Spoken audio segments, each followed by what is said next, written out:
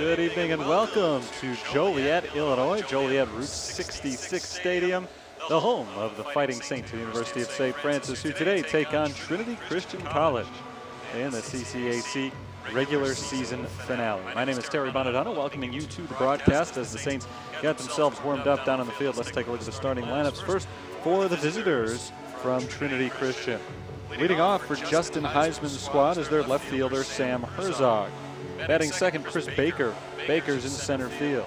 Jake Thole is the catcher. Batting cleanup, third baseman, Alex Nisley.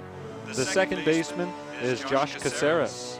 Hitting sixth, right fielder, Will Culture. The shortstop is Austin Wood. Batting seventh, first baseman, Liam Blake. Designated hitter, batting ninth, Brandon Reamersma.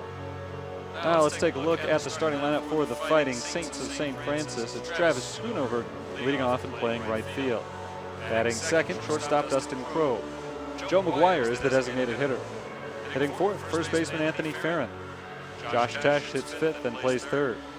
John Peterson is at second base. Dolan Nicholson bats seventh and plays left field. Adam Sabolka is doing the catching. And batting ninth, center fielder Bailey Schultz. Starting pitching matchup today for Trinity Christian, it's right-hander Brian Vanderlee, and for the Fighting Saints, young right-hander Tyler Domi. He's ready to go. First pitch of the ball game is over for a strike. We're underway, 5:55 p.m. Central Daylight Time. It's 0-1 on Herzog to start things off. Saints come in with a record of 28-19. Trinity Christian 26-18-1. Both teams in the top half of the conference as Herzog pops one up to shallow left field. Dolan Nicholson comes in, makes the catch, and retires the leadoff batter. A solid start for the Fighting Saints. St. Francis 20-8 in CCAC play this year. They are the number 2 seed right now in the CCAC. Trinity Christian is number 4 at 17-10-1 in the conference. These two teams were within a half game of each other a week ago today. They split a doubleheader over the weekend, and now finally, after weather was a big factor, they get to complete their 3-game series today. Batter for Trinity Christian is Chris Baker, a .376 hitter. He's got 6 homers and 38 RBIs. He bats from the left side of the plate, and the first pitch he sees from Domi misses outside for ball 1. It's a lovely evening here in Joliet. Temperature right around 60 degrees. Sunny skies overhead. First time that I've been able to say that for a while. There's a ball below the knees. 2-0 on Baker.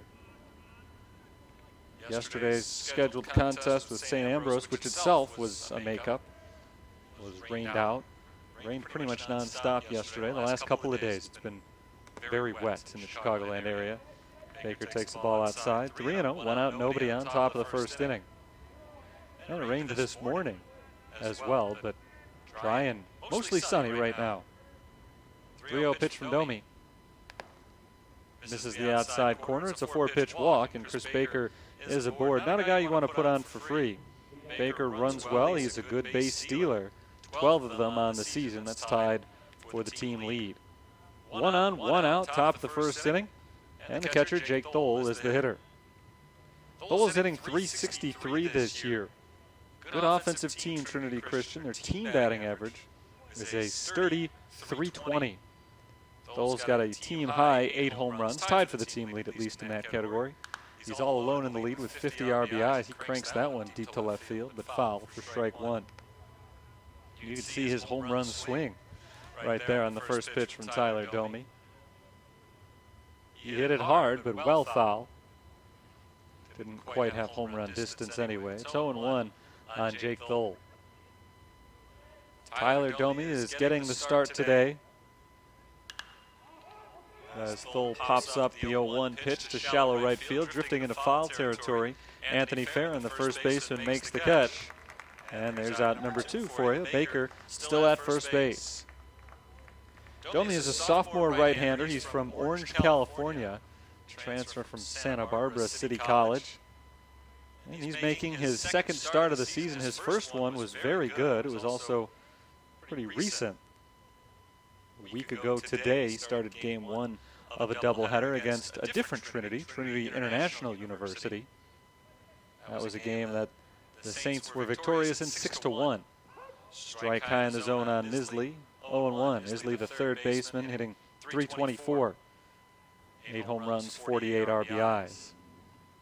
Tyler Domi is 3-1 with a .504 ERA, 9 relief appearances to go along with that one start that he made last Wednesday. In 25 innings pitched this year, he's allowed 17 runs, 14 of them earned on 30 hits, with 20 strikeouts and 13 walks. Opponents this season are hitting .294 against the sophomore. They're hitting 0 against him so far today, 0 for 2, but there's a man on thanks to a walk, and Nisley wraps it foul to the left side. The count is 0-2. St. Francis's starting pitching has been a pretty good strength of theirs for most of the season. The big three starters have been John Reardon, Michael Queer, and then Angel Sandoval. 2 of them pitched on Saturday against Trinity. That ball is popped up. Right center field, it's shallow. Coming in, Travis Schoonover calls off to second baseman Peterson and makes the grab. 3 pop-outs in the inning and a strong start despite a walk for Tyler Domi in the first inning. We'll head to the bottom of the frame. The Saints come to bat for the first time when we come back scoreless in the first.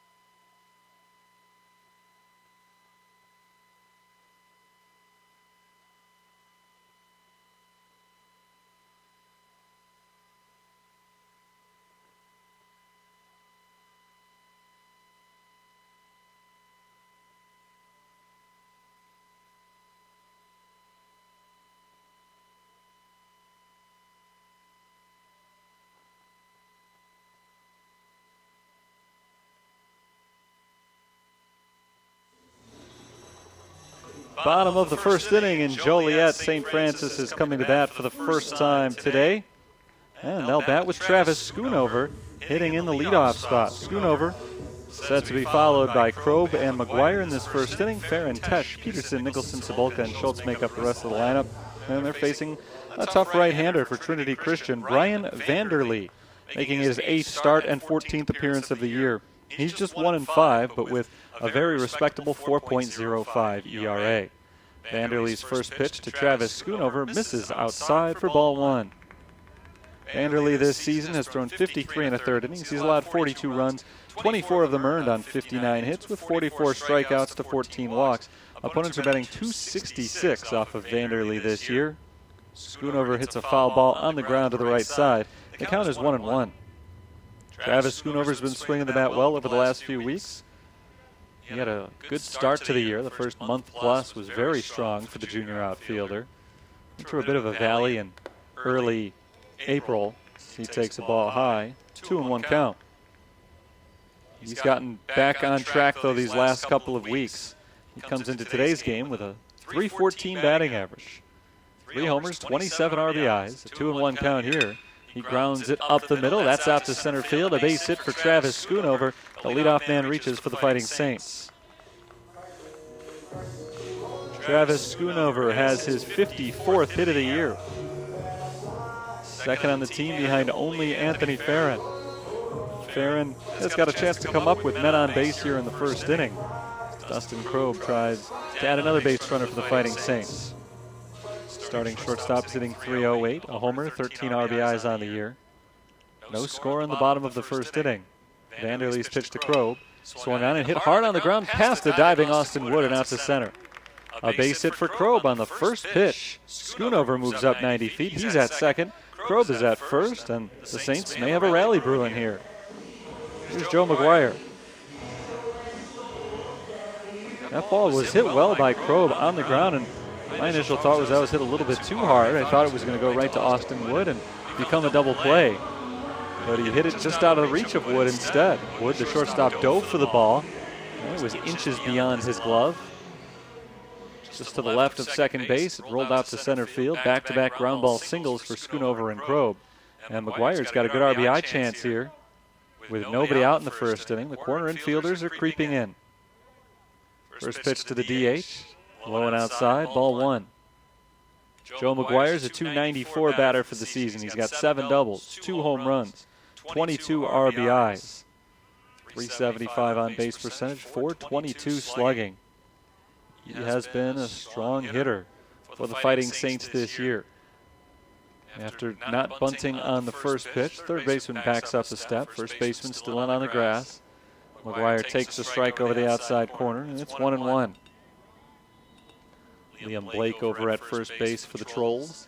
Trinity Christians in navy blue uniforms. White numbers and letters, gray pants, navy blue caps. Saints are in white uniforms. White and brown caps, brown numbers and letters. Now McGuire does show bunt, pulls the bat back and takes the ball. Snap throw down to second, not nearly in time. 2-1 on McGuire, who was not bunting on the first 2 pitches. Looked like Brian Mahalik was playing for the big inning. And then with a 1-1 count, he did elect to have McGuire try to drop one down. He ended up pulling the bat back and taking a ball with a big secondary lead from Travis Schoonover down at second base. Jake Thole thought he might have a pickoff on his hands, but not a very strong throw down to second. Schoonover was back in easily. 2-1 to McGuire. Swinging away, it's flown out to center field. Long run back, Chris Baker, it's over his head. That ball rolls all the way out to the wall. McGuire's got extra bases. 1 run is in. Here comes Krob, waved around third base, and he scores without a play. Sliding into third with a 2-run triple. Joe McGuire gets the Saints off and running in the first inning. Big hit from McGuire. Hit it hard in the air out to center field. Chris Baker chased it back, and it was out of his reach. Rolled all the way to the wall, just to the right of straightaway center field. Runners held up a little bit in case that ball were caught, so McGuire ended up right on Krob's tail as he rounded second base. And a good relay throw may have created a tough play at the plate for Krob, but it was dropped by the cutoff man, Josh Caceres, and it turned into an easy run. And now there's a man at third base for the best run producer on the team, Anthony Farron, who takes ball 1 up and in. 23 and 24 RBI numbers for Joe McGuire after that big triple. Is his first triple of the year. Ball inside on Farron, 2-0. Anthony Farron, easily one of the most feared hitters in the CCAC. He's hitting .403 with 5 homers, 34 RBIs. Chance to pick up number 35 right here. Farron takes the ball low and in. It's 3-0. The first 3 batters of the game have all reached for St. Francis. Farron would be 4 in a row if he were to take just 1 more ball. This is a hitter, though, who may always have the green light on 3-0. And he takes a strike here. It looked like he was thinking about potentially swinging at that pitch. It wasn't to his liking, so of course he didn't need to, but I think he did not have the take sign on there. It's 3-1. Now a big cut from Farron. He can't connect. It's 3-2. With a 3-1 count, he decided to let loose, tried to put that ball over the concession stand out in left field. Instead, the count goes full. McGuire's at third base, still nobody out. A very propitious first inning for St. Francis. There's a pop-up foul to the right side, not a play. Farron fought that one off, protecting the plate with 2 strikes. Looked like may have been inside, out of the strike zone, but didn't want to take any chances, so he keeps the at-bat going. You'll see a 7th pitch from Brian Vanderlee, who has struggled here in the first. He gets a little tapper down the third base line off the bat of Farron, and it does stay foul. Farron will see an 8th pitch. Tough battle here between Vanderlee and Farron. Vanderlee's been hit hard.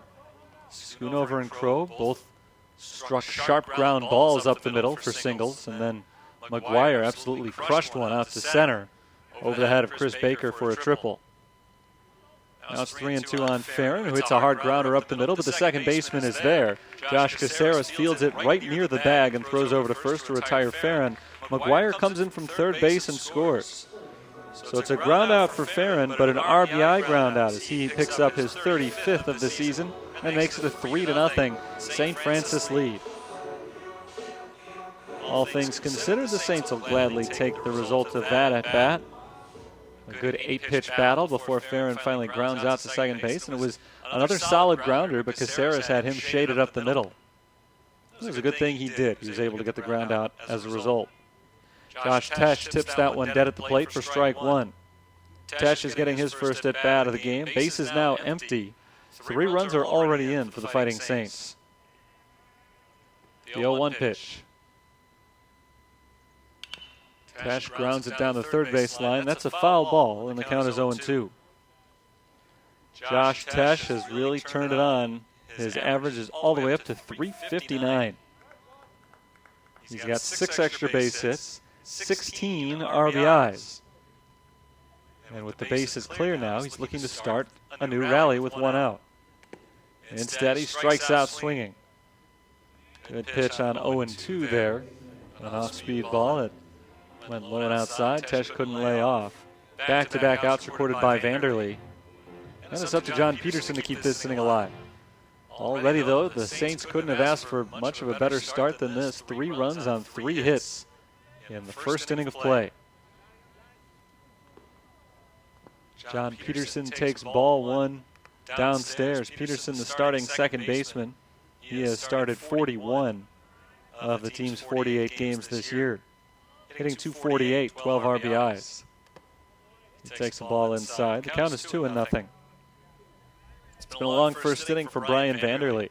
He's given up 3 hits and 3 runs, but he's 1 out away from getting to take a seat back in the dugout. Swinging and a miss from Peterson. Count is 2-1. Schoonover singled, Krob singled, McGuire tripled them both in. Farron scored McGuire on a ground out. Peterson checks the swing. He takes the strike. It's 2-2. Bottom of the first inning. Technically the final home game of the year for St. Francis. And the final game of the regular season conference tournament play begins just 2 days from today. Swing and a miss. Peterson goes down. Peterson arguing that he foul tipped that ball and it hit the ground. He's not going to win that argument. It appears that he's already lost as he heads back to the dugout. He'll go back out to second base. 3 straight retired by Vanderlee, including back-to-back hitters on strikes. But still, it was the offense who won the first inning for St. Francis. 3 runs on 3 hits as we head to the second, a 3-run lead for the Saints.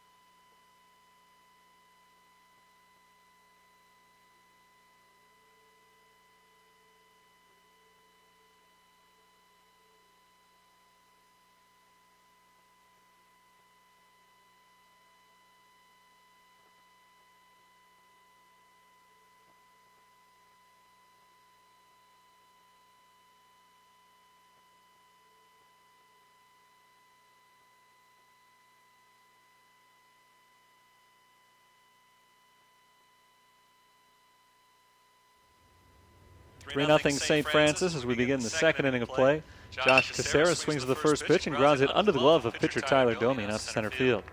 First pitch swinging, Josh Caceres gets Trinity their first hit of the contest. Leadoff man is aboard in the second. Caceres wasted no time in reaching base there, a .337 hitter. So nothing out of the ordinary for him. His 56th hit of the year. He's one of 4 players on Trinity Christian's roster with 55 hits or more. They've played 55 games this year. Foul back for strike one on Will Coulter. Coulter, the right fielder, batting for the first time here. Trinity Christian, by the way, has played 46 games this year. This is their 46th game today. They got 4 guys with 55 hits or more, so that's a big number. The 0-1. Coulter pops it up, right side foul, and looks like it'll get into the seats. Strike 2 called on the foul. Josh Caceres is over at first base. Caceres has 3 steals on the season.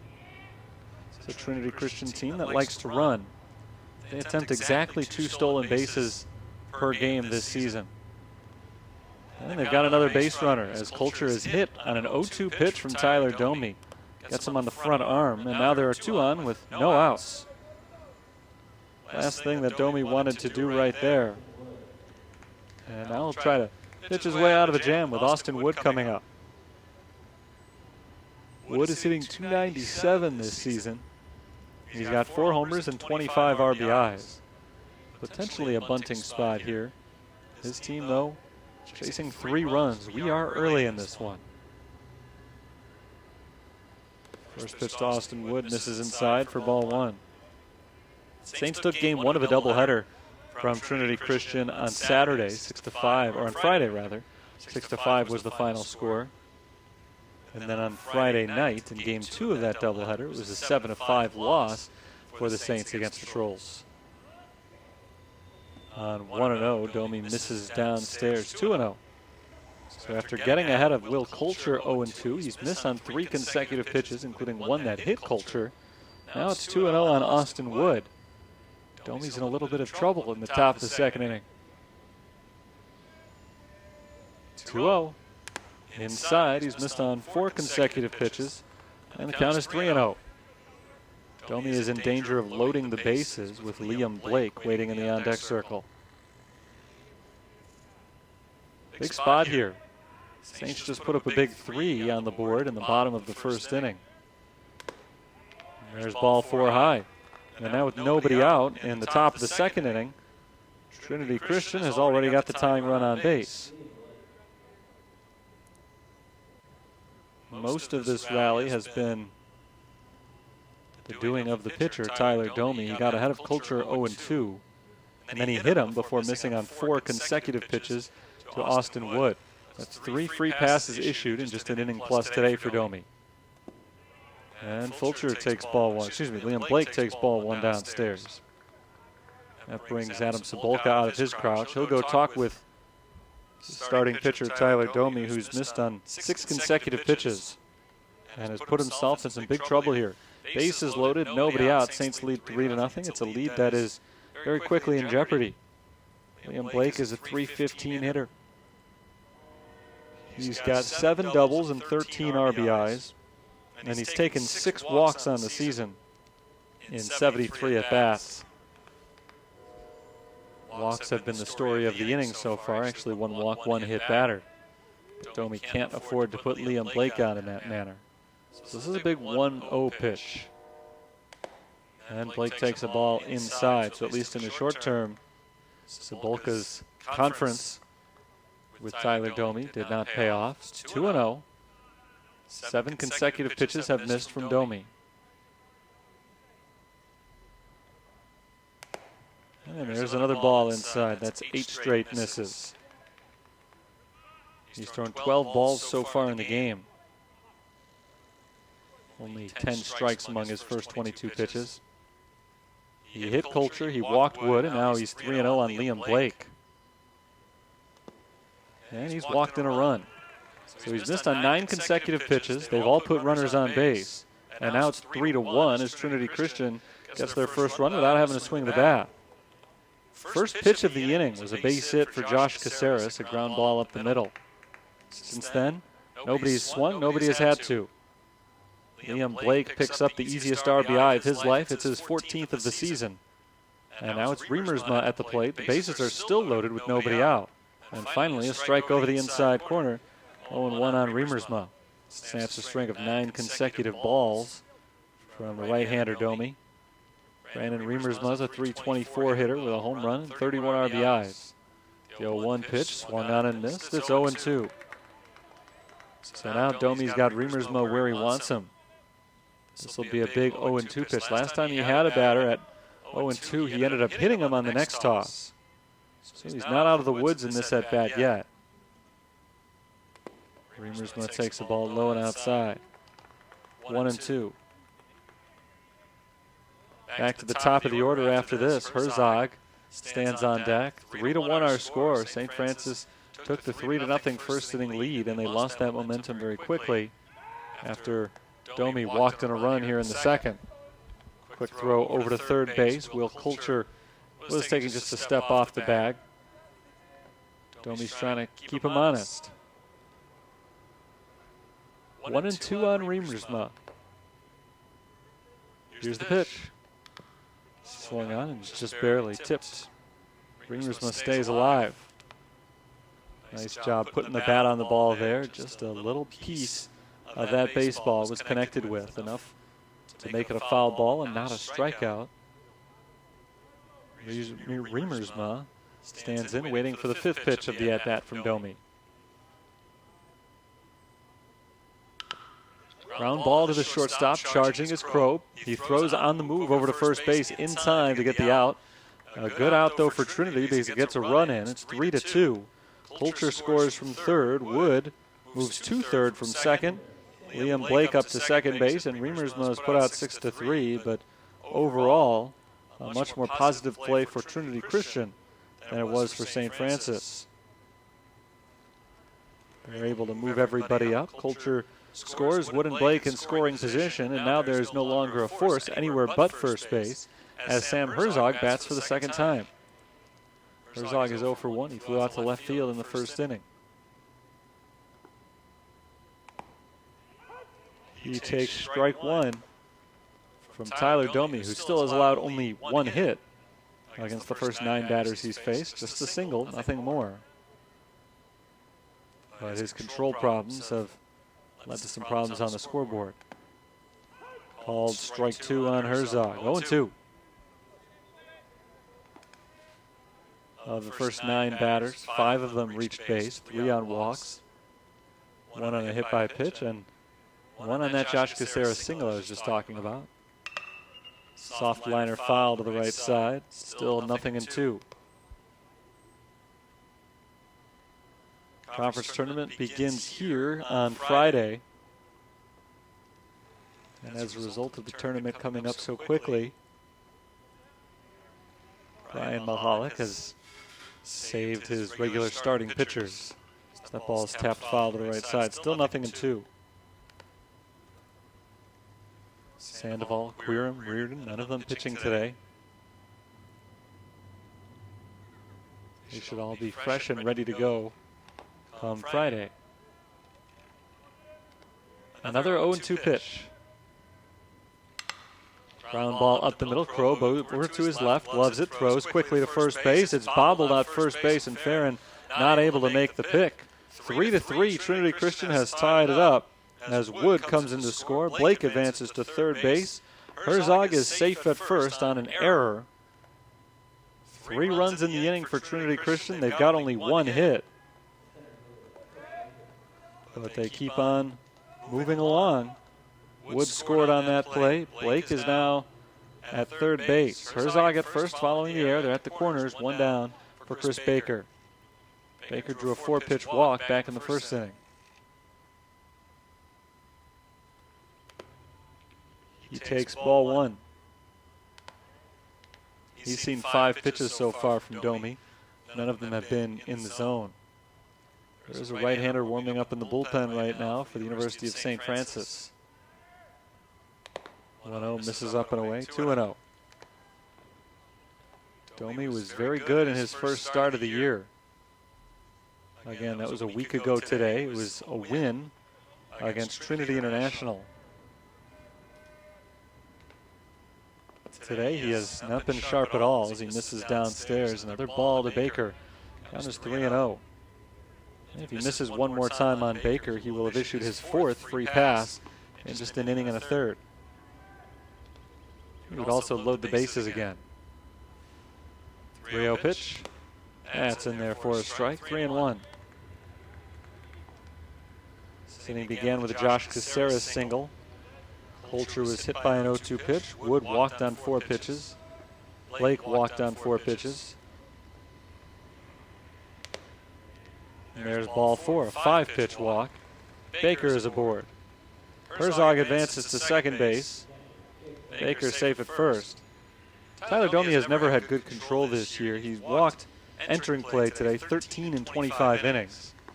So that's not a very good number, but far cry from what we've seen today. He's walked 4 now, and that doesn't include his one hit batter, so let's include that.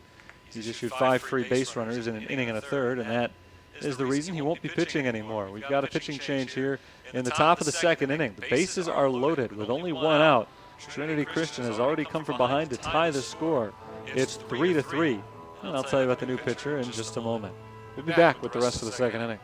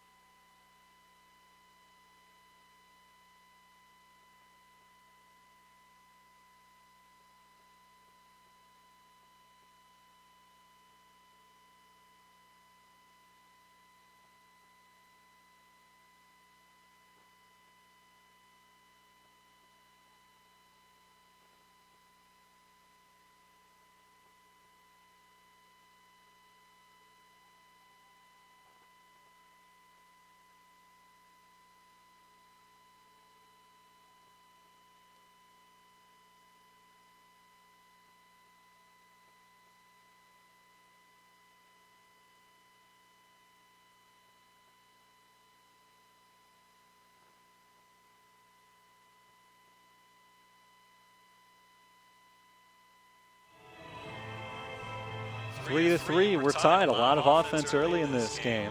Trinity Christian's got a chance to take their first lead as they've got the bases loaded and only 1 out in the top of the second inning.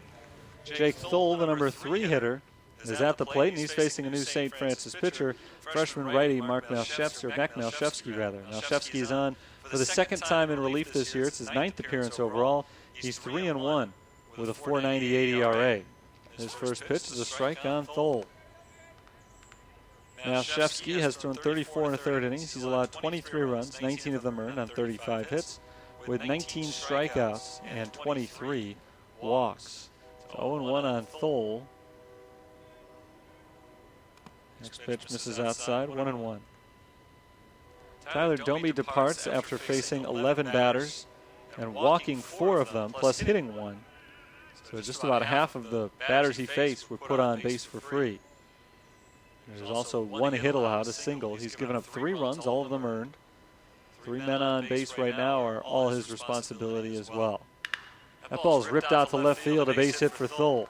Blake scores. Sam Herzog comes in to score. Heading for third is Baker. The throw comes in from left field, and it's in time. Great throw by Dolan Nicholson, giving the Saints a much-needed out. However, 2 runs do score on the Jake Thole base knock to left field.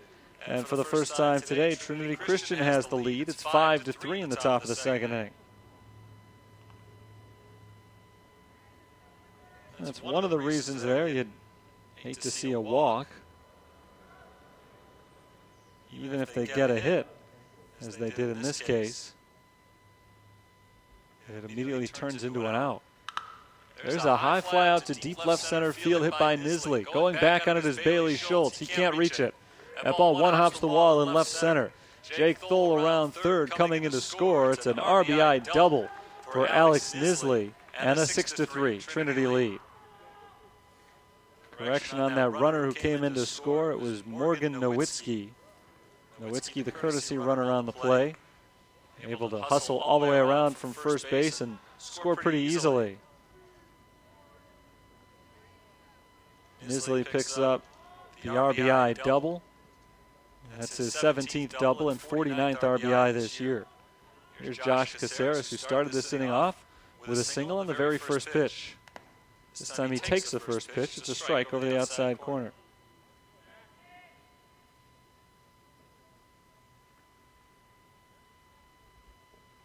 Six-3 Trinity. All 6 runs have scored here in the second.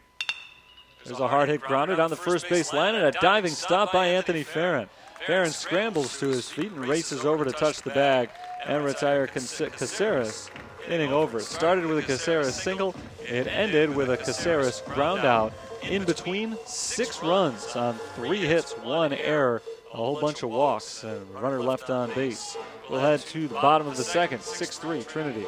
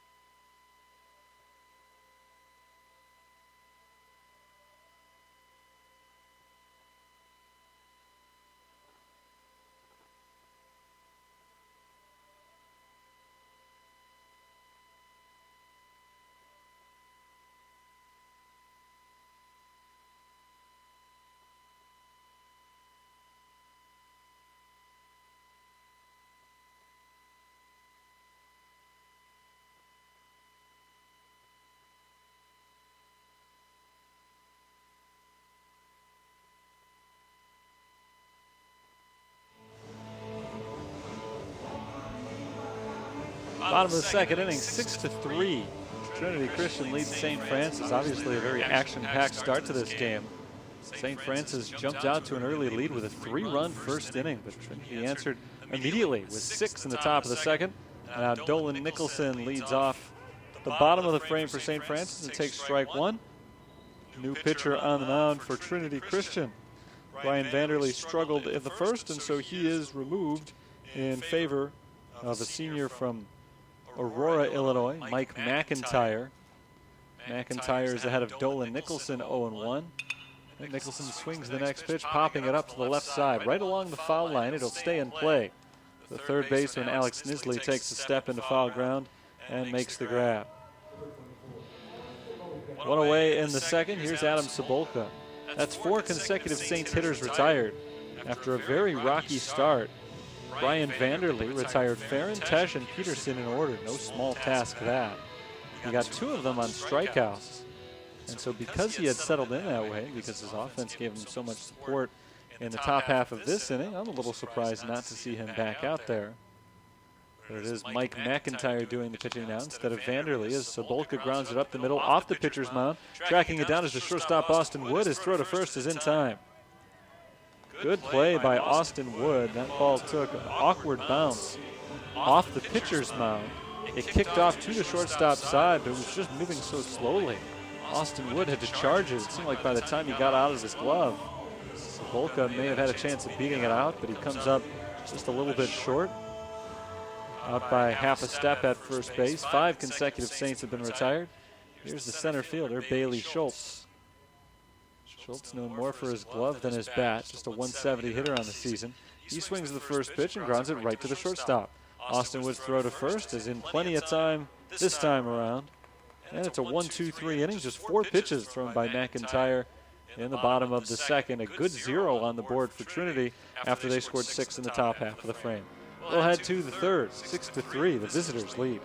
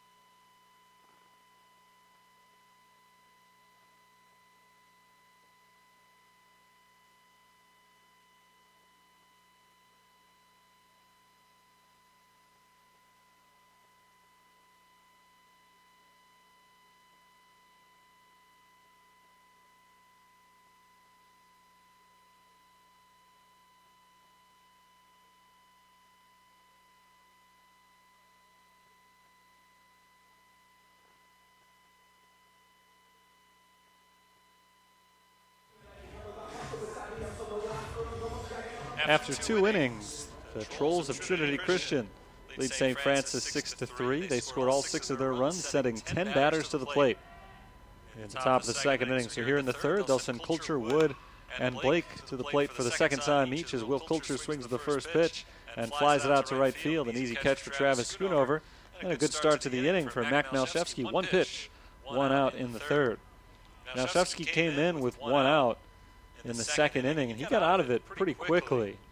He threw only 6 pitches in recording 2 outs, but he did allow 3 runs to score. He entered in a 3-3 game with the bases loaded. And he allowed 2 of those inherited runs to score, and then 1 of his own as well, as Austin Wood takes strike. So 5 runs overall charged to the starting pitcher, Tyler Domi. 4 of them earned. Popped up, shallow right field. Coming in this time, Schoonover towards the line. He makes the catch. 2 quick outs as Wood does just like Coulter before him and flies out to right field. 3 in a row retired by Malshevsky, and the batter is Liam Blake. The primary reason that Tyler Domi was taken out of this game as early as he was is because, simply put, he couldn't throw strikes. Fouled away, strike 1 on Liam Blake.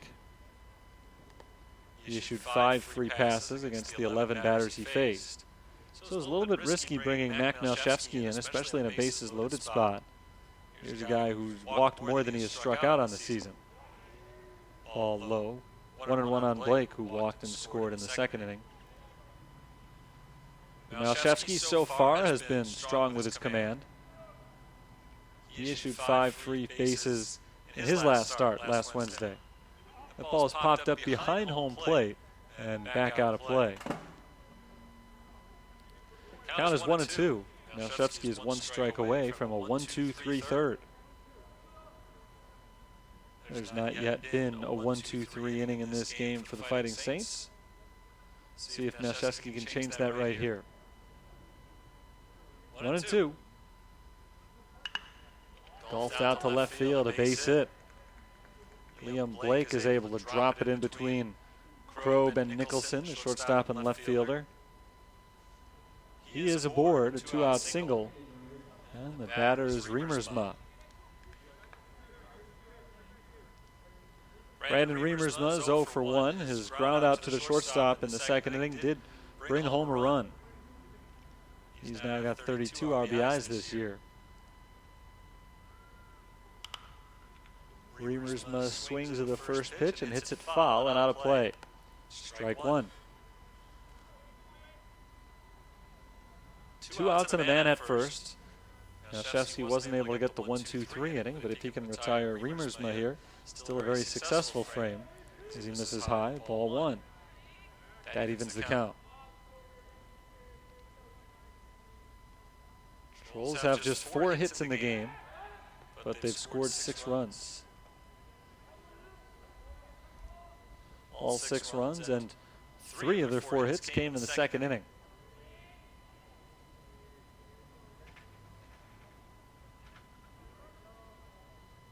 1-1 pitch. Bounced foul to the left side. It's a ball and 2 strikes now. If Remersma reaches, we're back to the top of the order, and Sam Herzog. Saints trying to walk the tightrope here and get out of this inning scoreless. 1-2 on Remersma. Another foul grounder.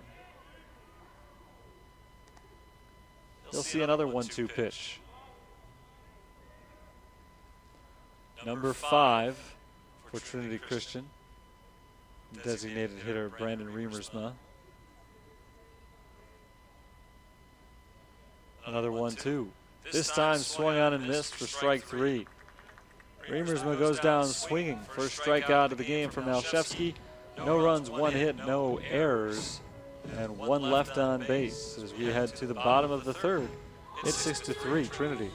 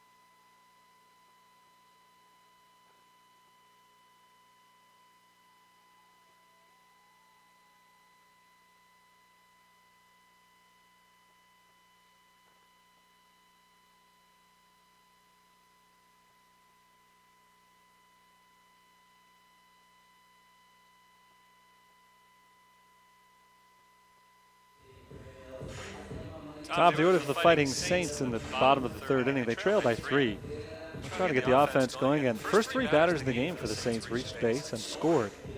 The next 6 have all been retired. Travis Schoonover is 1 for 1 with a single and a run. Left-handed hitting outfielder awaits the first pitch from Mike McIntyre. He ends up taking it inside for ball 1. McIntyre came on last inning, threw 4 pitches, and retired the side in order. On the season, he's 4-1 with a 4.4 ERA. This is his 15th appearance, 10th as a reliever. Strike 1 on the swing. The count evens on Schoonover. McIntyre has thrown entering today 43 innings, allowing 28 runs, 21 of them earned on 45 hits with 21 strikeouts and 17 walks. Opponents came into play today hitting .260 on the season against Mike McIntyre, who falls behind Travis Schoonover 2-1. Right back into the lineup. Next pitch is hit on the ground to the right side. Led by the second baseman Josh Caceres, and his throw to first is in plenty of time.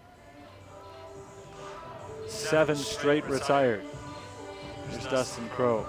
Only 4 of them by McIntyre. The starting pitcher was Brian Vanderlee. Vanderlee lasted only 1 inning, and again, he struggled to get early outs as the first 3 batters all reached against him, but came to life after that. Ground out, strikeout, strikeout. That's how the day ended for Vanderlee. And now it's McIntyre's ball game. His first pitch to Dustin Kroeb is flailed at wildly for strike one. Kroeb hit a sharp single up the middle and later scored back in the bottom of the first inning. Ball low and away. It's 1-1.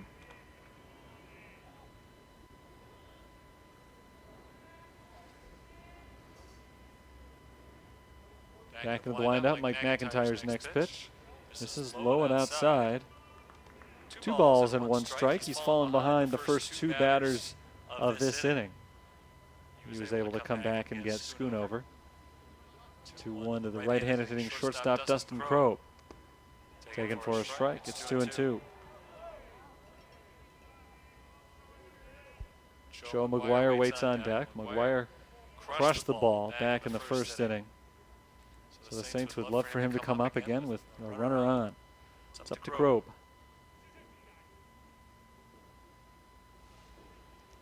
Slight pause in the action here. And the home plate umpire took off his mask. He's jotting something down.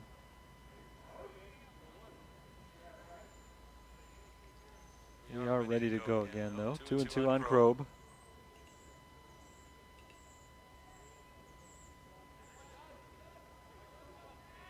McIntyre sizes it up. Here's the windup and the 2-2 pitch. Ground ball to second base. Again, Caceres for first in time. 2 groundouts to Josh Caceres this inning. Back-to-back groundouts to Austin Wood ended the second inning. So they're hitting it on the ground right now. Mike McIntyre is doing a good job of forcing these St. Francis hitters to roll off the top of the ball. And now he's looking for another 1-2-3 frame. Joe McGuire is 1 for 1 with a triple. A run scored, 2 RBIs. This time he takes strike 1 over the inside corner. McGuire's triple back in the first inning was the last base runner for St. Francis. Since then, 8 in a row have been retired. Sharp grounder, left side, backhanded stop in the hole by the shortstop Wood. Off balance throw to first is not nearly in time. It's an infield single for Joe McGuire. He's got his second hit of the game, his team's 4th, and he is aboard in front of Anthony Farron. That snaps that 8 consecutive batters retired streak.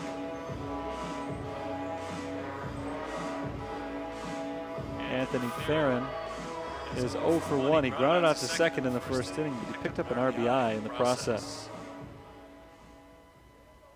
Probably won't be able to do that here. He's looking for a hit.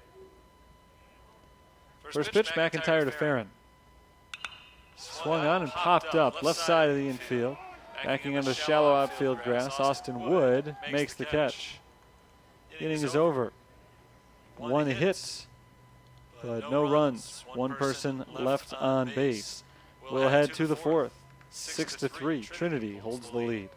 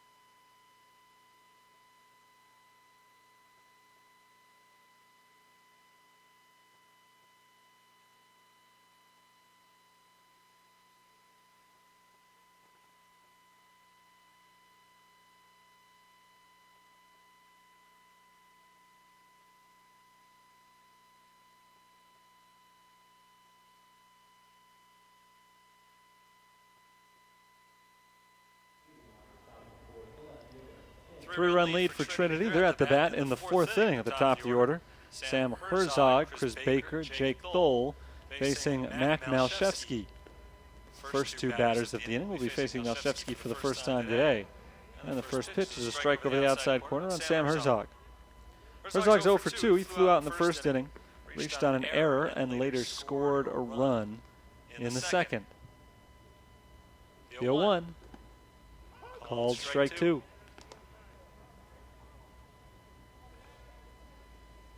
Trinity, it's probably fair to say, has controlled the pace of this game so far. They've held the lead most of the way, but get into a whole lot to take the lead.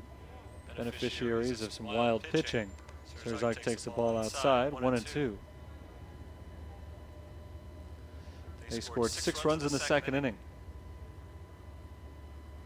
That's about the extent of their production today. Next pitch taken for a ball by Herzog. It's 2-2.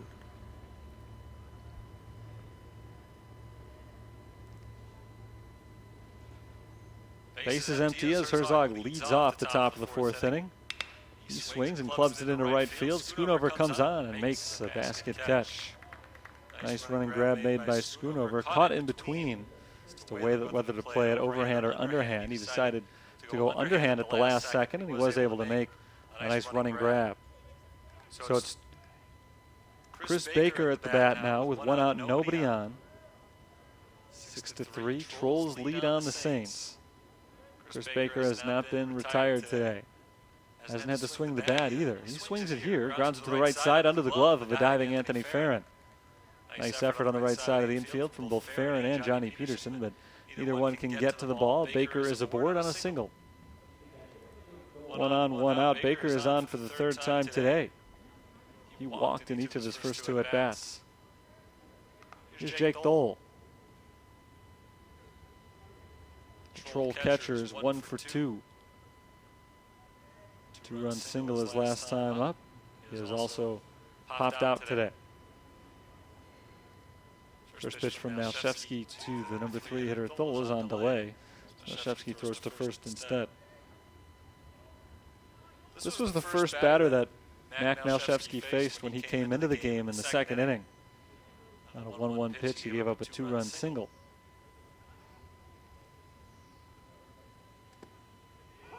Called strike 1 on Jake Thole. 6 runs, 5 hits, no errors for the Trolls. 3, 4, and 1 for the Fighting Saints. 0-1 on Jake Thole. There's a throw to first. And the runner is again back in safely. Game number 48 of the season for St. Francis, and it's the last one of the regular season. We've got a few coming up, though. The conference tournament begins this Friday, and it begins right here. It'll be at Joliet Route 66 Stadium, May 3rd through the 8th. So again, that starts in just 2 days.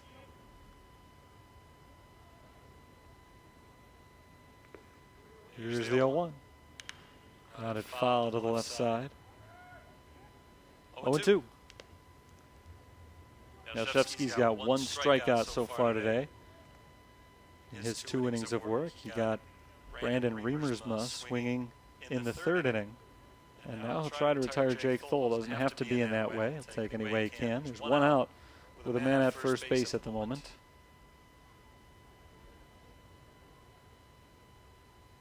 Next pitch is swung on and hit high in the air out to left field. It's deep, but it's playable for Dolan Nicholson.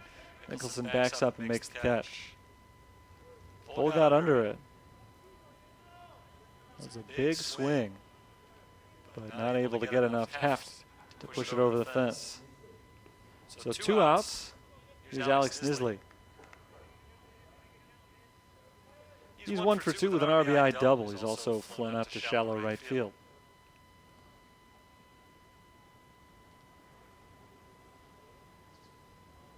Throw to first base, and Baker is back in safely. Chris Baker is over at first base. He's been there 3 times today. He's not yet been able to advance beyond first base, at least not in the traditional sense. He was ever so briefly at second in his last time up. Ball inside, 1-0 on Alex Nisley.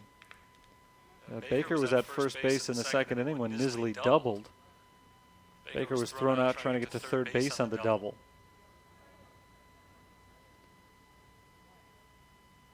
One and 0. And Alex Nisley takes a strike. It's 1-1. Now Shevsky's been pretty sharp so far. 2 in the third innings. He has allowed 4 hits. None of his own runs, though. 1-1 on Nisley. Called strike 2. And now Malchevsky must know that he's just 1 strike away from getting out of the inning. We'll see if he does go for that strikeout. The 1-ball, 2-strike pitch. It's a breaking ball, and it's fouled off to the left side. Still 1-2. Still 6-3 Trinity Christian in terms of the game score.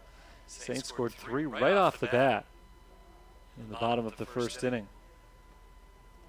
The Trolls answered and then some in the top of the second.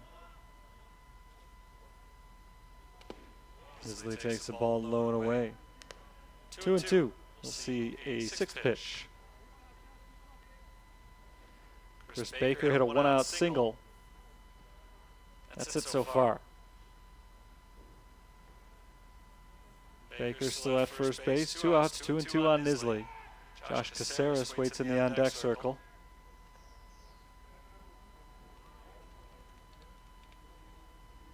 Now Shevsky would just as soon face Caceres next inning.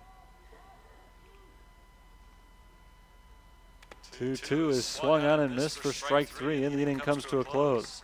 Second strikeout for Mac Malchevsky. No runs, 1 hit, no errors, no walks, and 1 left on base. We'll head to the bottom of the 4th inning. 6-3 Trinity Christian.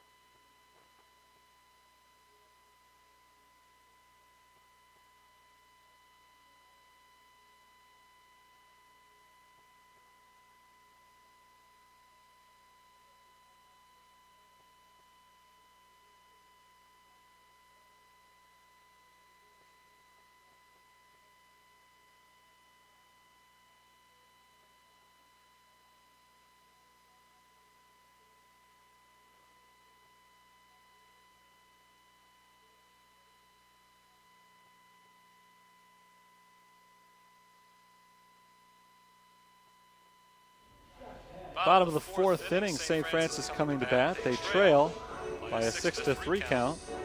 Josh Tesh will lead things off against a new pitcher.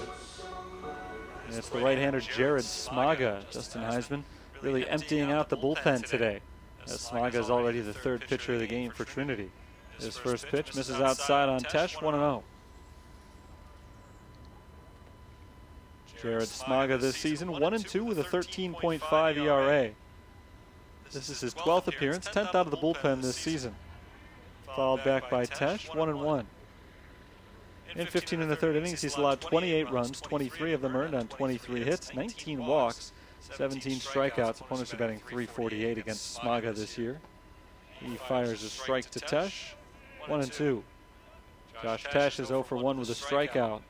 In fact, 9 of the last 10 Fighting Saints have been retired. Tesh trying to avoid 10 out of 11, but this ball's popped up into foul territory right side, and it is just out of play. Thought off the bat that Liam Blake would have a chance at making that catch, but it does leave the field, lands just a few feet deep on the berm down the right field line. It's still 1-2 on Tesh. Tesh, Peterson, and Nicholson due to hit this inning. 1-2. Smaga sets and deals. It's a ball high. 2-2. Mike McIntyre was good in his 2 innings of work. No strikeouts, no walks, 1 hit, no runs. Tesh hits it high in the air. Out to right center field. Chris Baker fills the gap. The center fielder makes the catch. Tesh is out number 1.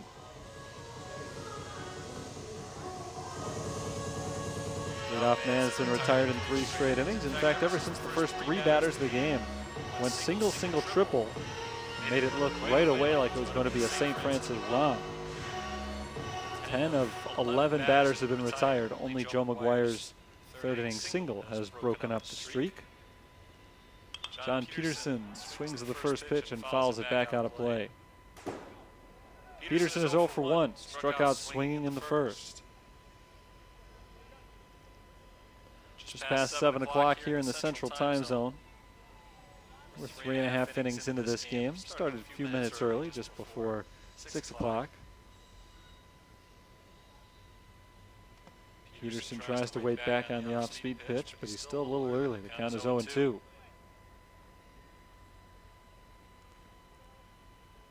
Smaga looks for his first strikeout. 17 of them, and 15 in the 3rd innings coming in. It's a high number, but he misses up and in for ball 1. And that's a high number as well, the number of balls he throws. 19 walks in 15 in the 3rd innings. That's a huge number. We'll see if the Saints can be patient against him. Peterson seems as though he can. He takes the ball outside. 2-2. Dolan Nicholson waits in the on-deck circle. 1 out, nobody on, bottom of the 4th inning. All 9 runs on the board were scored early. St. Francis, 3 in the first. Trinity Christian, 6 in the second. Ball in the dirt. 3 misses in a row from Smaga. And now Peterson has a full count on him.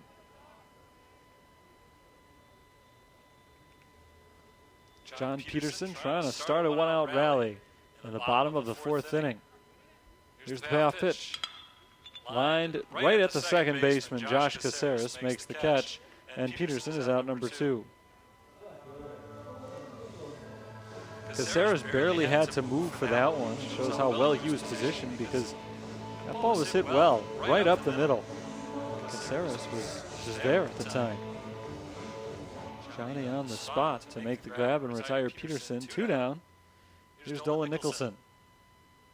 Nicholson swings the first pitch, bounces it down the first base line. It's a foul ball. Nicholson popped out to 3rd base to lead off the 2nd inning. So he is 0 for 1.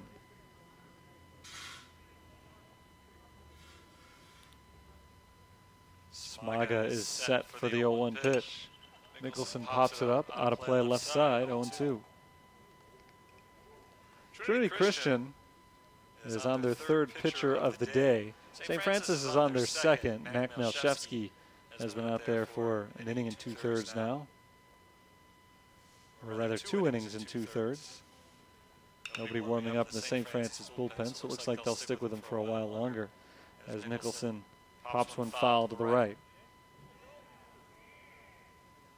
This hasn't been the easiest inning so far for Smaga, but so far no base runners. This is his 16th pitch of the frame. Okay, this is inside. 1 ball, 2 strikes. Adam Sabolka is on deck. Smaga takes a long look at his catcher, Jake Thole. Now the 1-2. Inside, nearly hit him. 2 balls and 2 strikes.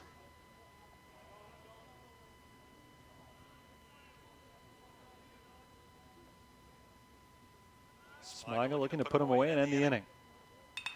Nicholson flips it out to left field. That's a base hit. Bobbled out in left field by Sam Herzog. Nicholson, though, will not have a chance to advance any further. He's got himself a 2-out single. St. Francis has a base runner, and the batter is Adam Cebulka. Cebulka's 0 for 1 with a ground out. Now a chance to extend the inning with a runner on base and 2 down. St. Francis scored 3 runs in the bottom of the first. Trinity Christian on only 3 hits. Scored 6 times in the second inning. There's also 1 error, 3 walks, and a hit batter in the inning. They were not cheated with that 1 hit. There's a hit of the wrong kind for Trinity, as Cebulka has to duck out of the way. He's plunked in the back by Jared Smaga. On the first pitch, Cebulka sees. He'll get a bruise on his back for the efforts, but he goes down to first base for now. Nicholson advances to second base. First and second, 2 down for Bailey Schultz. Noah Carraro is the new base runner. He comes on as a courtesy runner for Cebulka at first. And Bailey Schultz has got an RBI chance. Schultz just a 170 hitter. He's got 6 RBIs this year. 15 for 88 at the plate. It was 2 outs and nobody on base. It looked like an easy inning for the right-hander Jared Smaga. It has developed into something else entirely. Schultz takes strike 1 over the inside corner. Bailey Schultz is the number 9 hitter for St. Francis. He grounded out to the shortstop his first time up. 0-1. In the dirt for a ball. The count is even. 1-1. Smaga entering play today had allowed nearly 3 base runners per inning. 42 of them in 15 1/3 innings on the season. Ball outside, 2-1. Actually make it 43 in 15 1/3 if you want to include hit by pitches, and I assume you would want to include that. But his whip is just shy of 3. He's allowed 2 base runners in this inning, but no runs, and that's all that matters. Ball low. 3-1 on Schultz. A walk would load the bases for the very dangerous Travis Schoonover. Tough spot for Smaga to be in here. With a 3-run lead, he had 2 outs, nobody on base. And now he's threatening to put the tying run on base. 3-1. He walked him up high for ball 4. Nicholson up to third base, Cebulka to second. Bailey Schultz takes first base, and it's Travis Schoonover's turn.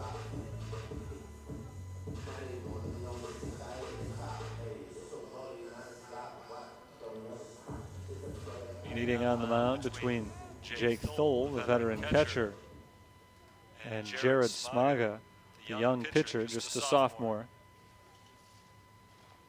Travis Schoonover is 1 for 2 with a first inning single and run. Grounded out to second base in the 3rd inning, and now here he is in the 4th with Nicholson at 3rd, Cebulka at 2nd, and Schultz at 1st. Very good speed on all but second base here. That ball's popped up, foul and out of play. Strike 1. Actually, I take that back. It's not Cebulka at second base. He was removed for the courtesy runner, Noah Carraro. So he's probably got the best speed of all. So very good speed on all the bases. Schoonover can knock one into one of the gaps. We should be looking at a tie game. Ball outside. 1-1. 6-3. Trinity Christian leads St. Francis. It is a tenuous lead with 2 outs in the 4th. Hard grounder, but right at the first baseman. Liam Blake gathers it on 1 bounce, carries it to the bag, and retires the side. The bases load with 2 outs, but they remain loaded. Nicholson stranded at 3rd, Carraro at 2nd, Schultz at 1st. And we will head to the 5th inning here in Joliet. 6-3, Trinity leads.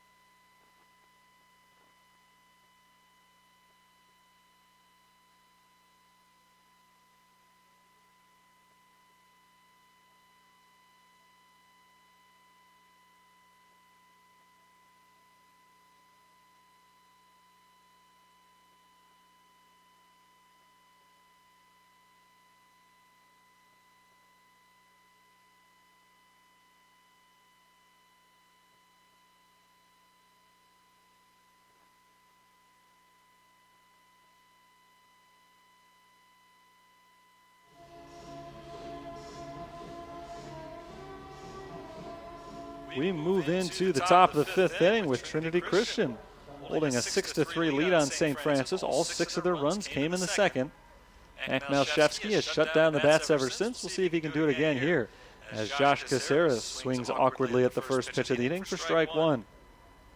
That's how their 6-run rally started. Josh Caceres swung at the first pitch of the inning, except in that case he singled. Later came around to score the first of 6 runs. 0-1 on the left-handed hitter Caceres, second baseman, takes the ball low. It's 1-1. Caceres grounded out to first base his last time up. That was in the second inning as well. He went 1 for 2 in that inning and 1 for 2 so far in the game. He fouls it back off the net. The count is 1-2. Caceres, Culture, and Wood are the scheduled batters this inning. Trinity Christian trying to take 2 out of 3 from St. Francis for the season series after they split a doubleheader this weekend. Bouncing ball to the first baseman. Farron down to 1 knee to grab it cleanly. He carries it over to first base, 1 down. Technically, this game being played right now was scheduled for last Friday, so it's taken a while to make it up. It was supposed to be a single game here on Friday and then a doubleheader at Trinity Christian on Saturday. It snowed all day Saturday, so that didn't happen. Will Culture is 1 for 2 with a single and a run, or rather hit by pitch and a run. He takes ball 1 high. Friday's and Saturday's games were switched. Ball 2 outside. So instead of playing this one here on Friday, they played the doubleheader there on Friday. Scheduled the single game for here on Saturday. That didn't happen because of the snow. It was moved to yesterday, or I should say it was moved all the way to today because of scheduling conflicts. Strike called, 2-1 on Culture because the combination of the schedule and the rain wasn't able to be played until today, so 4 days after the last time it was postponed. There's a line drive into left field, sinking, but not fast enough for Dolan Nicholson as he comes on and makes a sliding grab. Nice work by Nicholson, retiring Culture. He had that one the whole way. And it's 2 up, 2 down in the top of the 5th. That's always a risky one if the ball is sinking a little bit too fast. You come in, make a sliding attempt and miss it. Ball rolls by you and all the way to the wall, and it's at least 2 bases, probably 3. There's a pop-up into shallow left center field.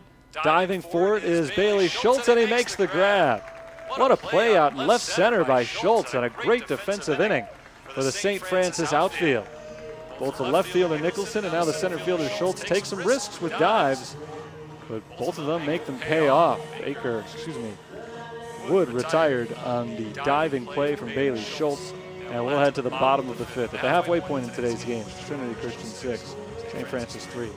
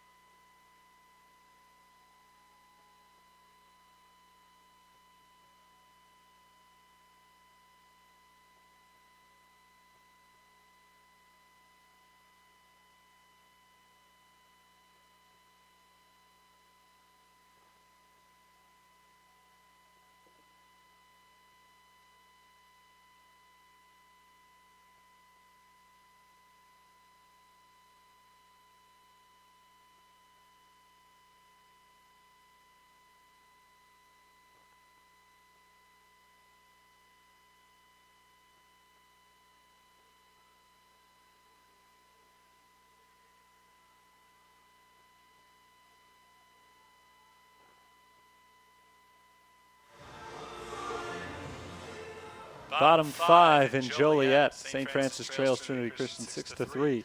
They've got their 2, 3, and 4 hitters due up here as they try to make a little run on the Trolls. First pitch of the inning is ball 1 on Jonathan Wolf, getting his first at bat of the game. Wolf came on defensively at shortstop 2 innings ago. And now at the plate, a 206 hitter. Home run, 16 RBIs for the season. He takes a ball low and away. It's 2-0. Jared Smaga doing the pitching for Trinity Christian. Smaga came on last inning. He was a little bit shaky, but he pitched out of a big jam. Speaking of jams, it's 3-0 on Wolf as he takes a ball up high. Smaga's had control problems all year, including last inning. He hit a batter and walked one. Throw a single in there as well. The bases were loaded with 2 outs. It was 3 consecutive 2-out base runners for St. Francis in the 4th inning, but Travis Schoonover hit the ball hard, but right at the first baseman, Liam Blake, and was not able to get any runs in. Jonathan Wolf hits it on the ground to the shortstop, gloved cleanly by Austin Wood. He fires a strike to first base, 1 down.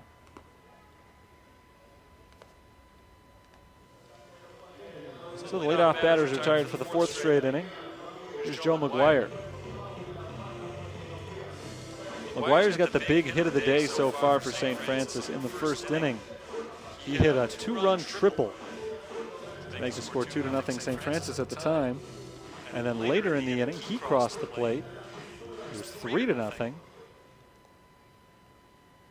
Now Trinity Christian has a 6-3 lead. They scored 6 in the 2nd. Neither team has scored since the top of the 2nd inning. McGuire takes a strike. Joe McGuire enjoying a fine season. He got that batting average up over 300 with his 2 hits today. He's got a single and a triple. There's a strike. It's 0-2. Came into the game hitting 294. But again, he is up over 300 right now. Trying to stay that way with a base hit in this at-bat. 1 out, nobody on. He takes the ball. Count is 1-2. Jared Smaga, the 3rd pitcher of the game for Trinity Christian. There's a called strike 3. McGuire goes down looking. Just the 3rd strikeout of the game for Trinity's pitchers, the first since the 1st inning. Tesh and Peterson went down in order to end the 1st inning on strikes, and there have not been any strikeouts aside from those 2 until now. 2 up, 2 down. Here's Farron. Anthony Farron has an RBI ground out and a pop out to his credit today. He's 0 for 2. He swings at the first pitch from Smaga, and fouls it back off the netting. 0-1. 2 outs, nobody on. Smaga retired the first 2 batters he faced in the 4th inning as well. But the next 3 batters went single, hit by a pitch, walk. And so they didn't score, but they did load the bases, proving that 2 outs, nobody on is no time to throw in the towel in any inning, especially when you got the middle of your order up now. Farron takes the ball inside, 1-1. Both bullpens are active right now.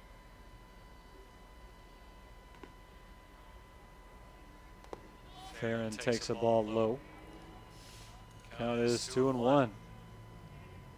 Kevin Cardis is going for St. Francis, so Malshevsky's day might be done after he was very impressive in his 3+ innings. Farron hits it sky high, shallow left center field. Baker comes racing in for it. Baker, the center fielder, makes the grab and ends the inning. The ball just stayed in the air forever. 1-2-3 go the Fighting Saints in the 5th. We've got 4 innings still to play, 6-3. The Trolls are on top.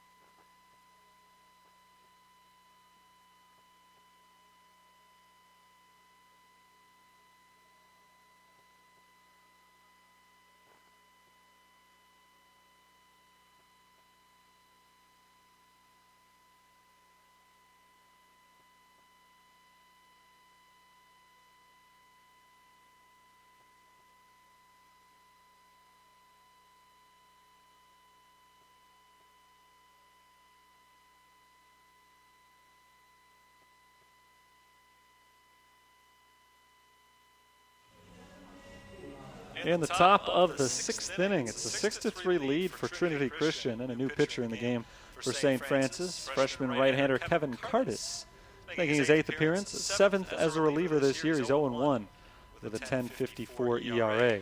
His first pitch is swung on by Liam Blake and fouled off to the right side for strike one. Cardis this year has thrown 13 2/3 innings. He's allowed 18 runs, 16 of them earned on 24 hits with 11 strikeouts and 7 walks. Opponents are batting .381 against the right-hander from Hampshire, Illinois. There's a called strike over the outside corner. 0-2 on Blake, who's not been retired today. Walking a run in the second, single in the third. That's his stat line so far. No balls and 2 strikes. He checks his swing and takes one low and away. 1-2. Mac Malchevsky had a very nice bounce-back performance after a disastrous start on this field last Wednesday against Trinity International. He bounces back today and throws extremely well in relief. There's a sharp grounder through the hole on the left side. Blake is aboard for the 3rd time. A single to left field for Liam Blake. The leadoff man reaches base for Trinity in the top of the 6th inning, and it's the number 9 batter, Brandon Remersma's turn.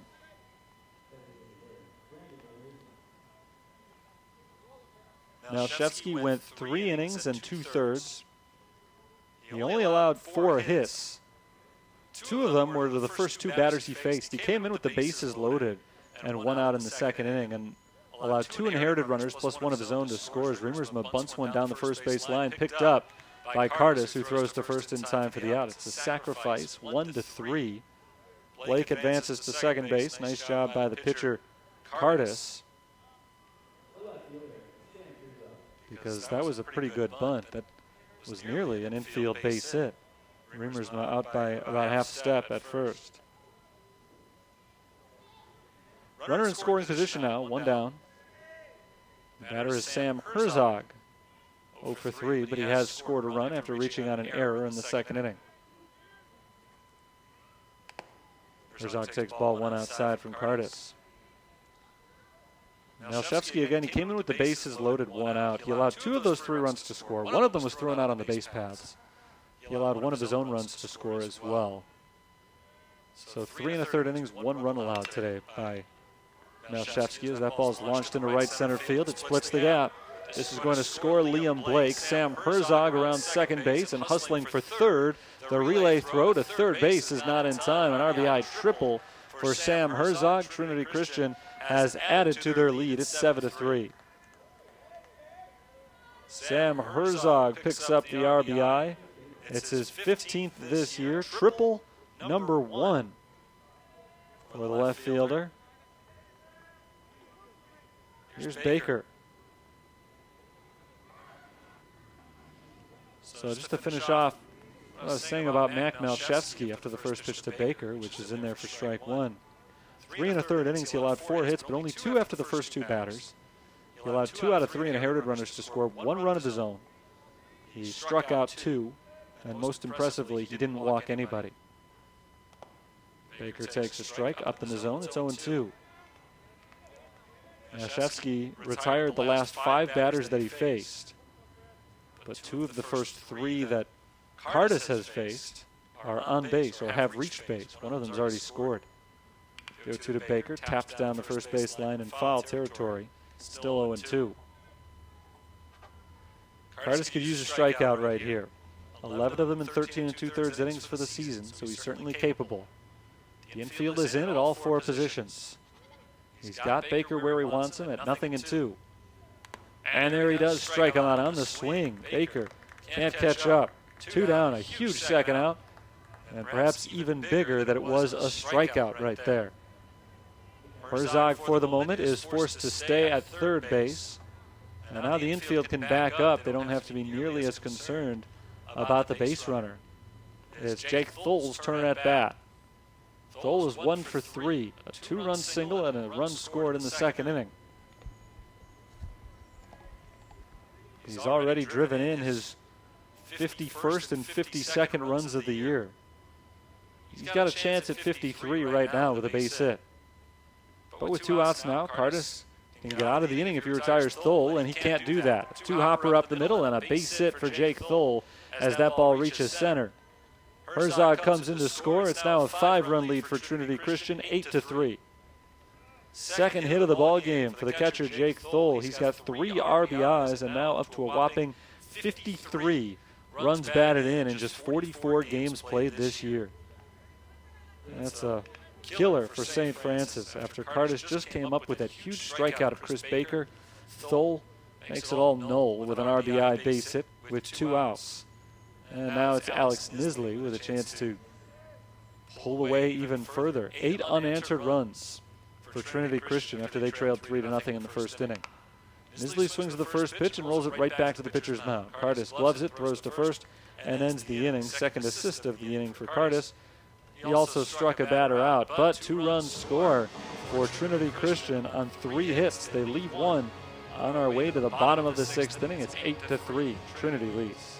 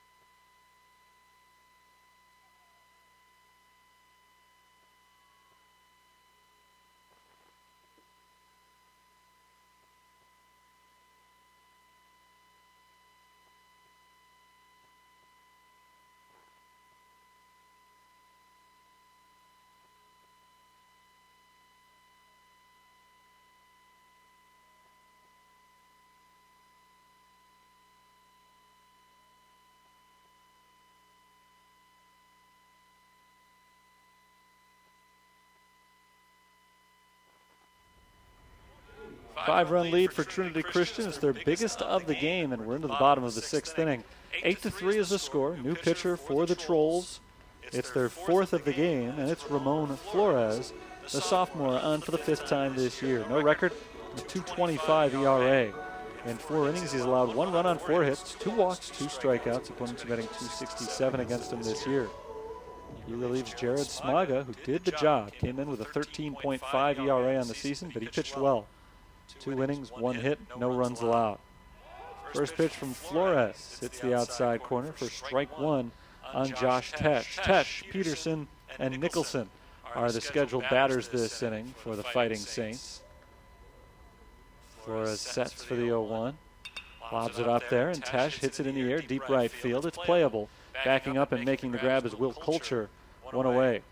5 straight retired by the combination of Smaga and now Ramon Flores. Brings up John Peterson. St. Francis scored 3 runs in the bottom of the first. Looked like today maybe it would be a cakewalk for them, especially after the way the pitcher started. Tyler Domi was very sharp in the first inning. Not sharp at all in the second inning. And ever since then, Trinity Christian has dominated. John Peterson is 0 for 2. He takes ball 1 in the dirt. He has struck out and lined to second. That was a hard hit line out. So he's got at least 1 good swing in him today. Let's see if he's got another one right here. Ramon Flores sets the 1-0 pitch. Hit on the ground, left side, and through for a base hit. John Peterson is aboard for the first time today. He'll stand over at first base next to Ryan Stateskull. The first baseman for Trinity just came on as a defensive replacement for Liam Blake, who's reached base 3 times today. Blake apparently done for the day. Plenty of time left here for the Saints to make a comeback. Dolan Nicholson is 1 for 2 with a single in the game. Nicholson takes ball 1 high. It is not usual to see the Saints trailing at a late stage of the game like this here at home. They're 19-3 at their home ballpark this year, and in conference play, they've only lost once here. Nicholson checks the swing and fouls it off to the left side. Count is 1-1. Saints having a little bit of trouble with Ramon Flores. Looks like he's tossing knuckleballs up there. The pitch that Peterson smacked in the left field appeared to be a fastball. Trying to catch him off guard, but Peterson was all over it. And there's a knuckler up high to Nicholson, 2-1. That ball's just floating around. Not much wind in the ballpark today. It's blowing slightly in. At first pitch tonight, the flags were completely limp on the poles. Nicholson pops it foul off to the left side near the St. Francis dugout and over the dugout out of play. Count is 2-2 on Nicholson. Catcher Adam Cebulka is on deck. Runner at first base, 1 out. We're in the bottom of the 6th inning, and the Saints are in need of a rally. It's getting to be about that time. They're going to have to make a push very soon. 2-2. Pitch from Flores. Bounces in. Nice block by Thole. 3-2. Jake Thole, a veteran catcher here at Trinity Christian, his second year as their starter behind the plate. He's a senior from Tinley Park, Illinois, and a big-time producer with the bat. Behind the plate can't be easy to work with a guy like Ramon Flores, who misses outside for ball 4.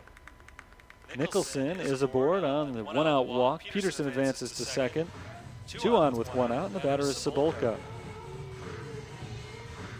Just got to imagine that a college catcher, or catcher at any level for that matter, hasn't worked too much with knuckleball pitchers. Thole seems to be doing a pretty good job with it so far, though. Adam Cebulka is 0 for 1 with a ground out. He was hit by a pitch his last time up. That was back in the 4th inning when the Saints loaded the bases with 2 outs but were unable to score. They've got 2 base runners with 1 out this time. They can't afford to let this one go by the wayside. Swing and a miss, an awkward cut from Cebulka as he mistimed it. Strike 1. Peterson singled, Nicholson walked. They're at second and first. 1 out in the bottom of the 6th inning.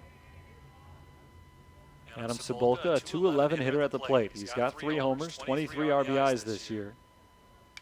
He swings and hits it in the air out to left field, not very deep. Sam Herzog started back. Now he comes in and makes the grab. Base runners return to their positions. 2 down. And it's up to Bailey Schultz.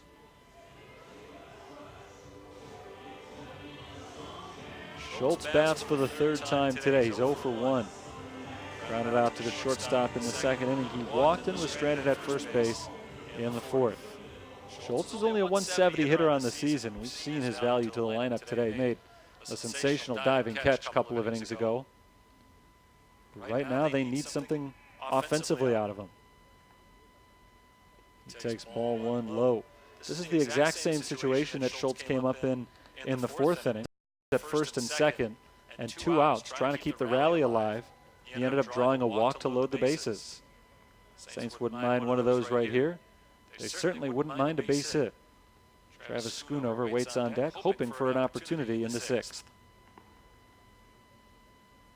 The 1-0. Taken for a strike. It's 1-1.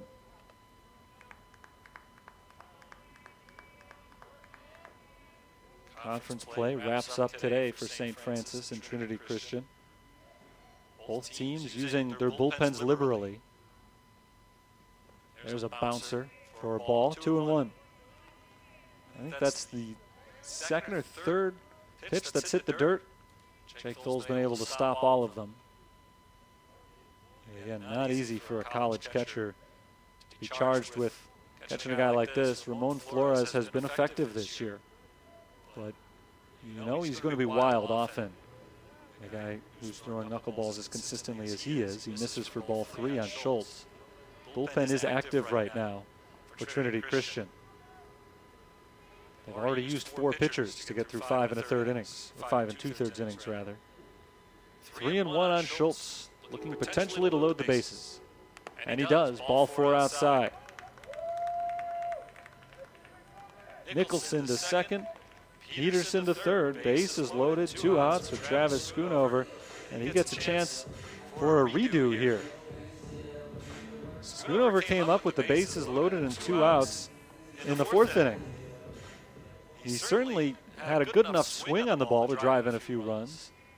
He smashed it down the first base line, but it was right at Liam Blake, who was playing over there at the time. And he ended up grounding out. 3 unassisted. Strike 1 over the outside corner. 2 walks so far in the inning, so it would probably behoove Schoonover to be patient. But he does take a first pitch strike here. Next pitch from Flores misses outside. Nice job by Thole to reach out and keep that ball from getting by him. 1 ball, 1 strike. 2 outs, 3 on base, 5-run deficit for St. Francis. This very well could end up determining the game right here. A couple of runs for St. Francis, and they're back in business. Schoonover takes a ball outside, 2-1. I was talking about the use of the bullpens a moment ago. I think with the conference tournament starting in just 2 days, both teams want to make sure everybody's fresh and ready to go for the weekend, so nobody is throwing too many pitches. So that's why there's already somebody warming up again for Trinity. Schoonover pops it up, foul and out of play, 2-2. Well, I guess the other reason is because Flores has been a little bit inconsistent in this 6th inning. He's given up a single and 2 walks. And if the Saints do score a couple of runs, I'm sure Justin Heisman will want to nip that in the bud. 2 balls, 2 strikes, 2 outs. Big pitch coming up from Ramon Flores. Schoonover takes one in the dirt. It gets away from Thole this time, and Peterson comes across the plate. It's an 8-4 ball game on the wild pitch. It's 3-2 now on Schoonover. Everybody advanced. Nicholson is up to third. Schultz is at second. And now Schoonover can reload the bases with a walk. A single could score 2 runs. There have already been 2 walks this inning, issued by the knuckleballer Ramon Flores. Full count on Schoonover. Ball 4 outside. They're loaded again.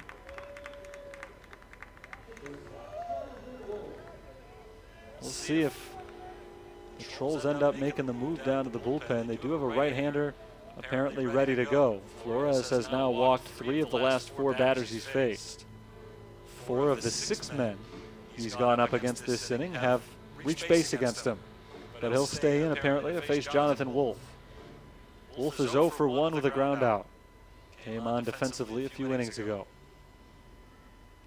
He takes ball 1 outside. Flores not getting it over the plate consistently this inning. 3 walks in the inning. He's thrown 14 balls to 7 hitters. Wolf takes a strike over the inside corner, 1-1.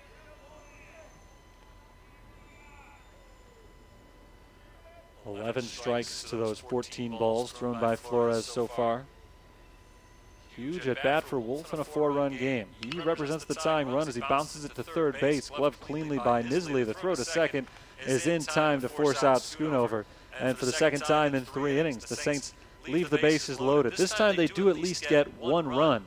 But as we head to the 7th, they trail Trinity Christian 8-4.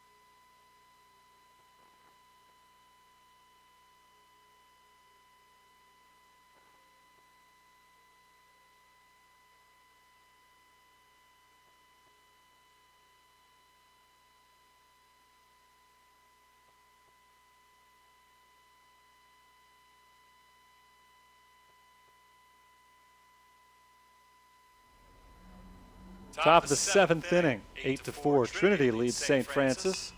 As Baker swings at the first pitch of the inning from Kevin Curtis and fouls it back for strike one. Excuse me, this is Josh Caceres in the batter's box right now. Caceres, 1 for 3 with a single. He's grounded out to first base twice. He has scored 1 run. One of the 8 for Trinity Christian. They scored 6 in the 2nd inning and then 2 in the 6th. There's a ball outside. 1-1 on Caceres.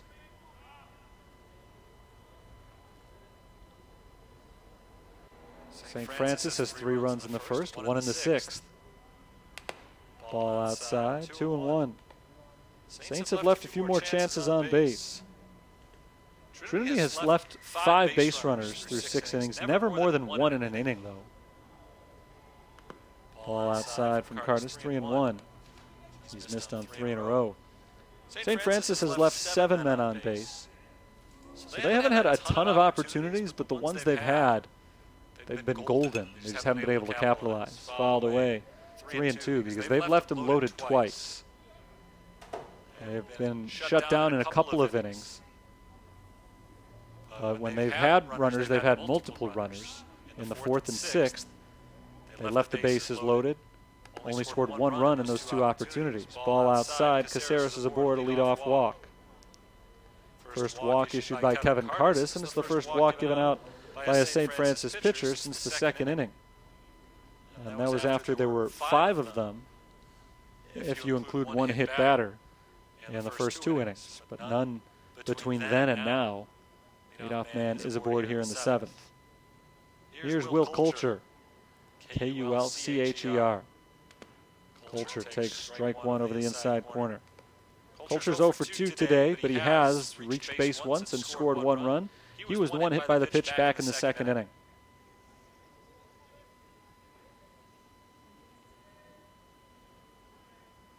A 1 pitch over the inside corner. 0-2.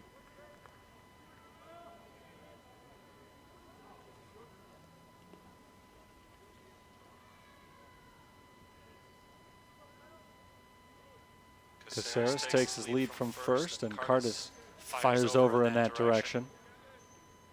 Caceres back in safely. Josh Caceres, 3 for 5, stealing bases this year. Trinity has not been active on the base paths today. I mentioned early in the ball game they run often. 2 stolen base attempts per game for the team. Strike 3 called over the inside corner. Kulcher goes down looking. Didn't like the call. He glared back at the home plate umpire for just a second before taking his medicine and heading back to the dugout. 1 down in the 7th. Batter is Austin Wood. It's a big strikeout for Curtis. He allowed 2 runs in the 6th inning. He certainly does not want to let this game get out of hand. So after the leadoff walk, he wanted to nip it in the bud, and so far so good. Strike 1 called on Austin Wood, especially now that after walking Caceres, he has not missed a strike zone on his last 4 pitches. Getting ahead of guys here. Austin Wood is 0 for 2. He's walked and scored a run. He was robbed his last time up. Not this time. Grounded between the shortstop and third baseman. It's a base hit to left field. Caceres stops at second base. 2 on, 1 out. The batter is Ryan Stayskull. Hard hit ball there by Wood. Wood's been swinging the bat well. Again, last time up, he hit a fly ball in the shallow left center field, and Bailey Schultz made a great diving catch, a ball I didn't think he had any chance of getting to. But he was able to make the play and take a base hit away from Wood. Nobody was able to take this one away from him after hitting it on the ground. Ryan Stayskull came on as the defensive replacement last inning for Liam Blake. And now Stayskull gets to bat for the first time, a .290 hitter in 62 at-bats. 7 doubles, no home runs, 19 RBIs.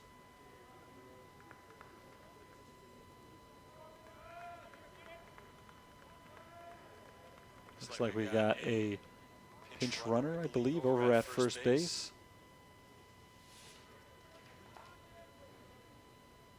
And you get a number on him. I'll check in a moment. Ball inside on Stayskull. 1-0. That's the first time that Cardis has missed the strike zone since the leadoff walk. Caceres is at second base. New runner over at first. Swing and a miss, an awkward cut from Stay-Skull. And the count is 1-1. I'm not sure if Adam Cebulka saw Caceres out at second base. He slipped on his secondary lead. He was actually on the ground between second and third.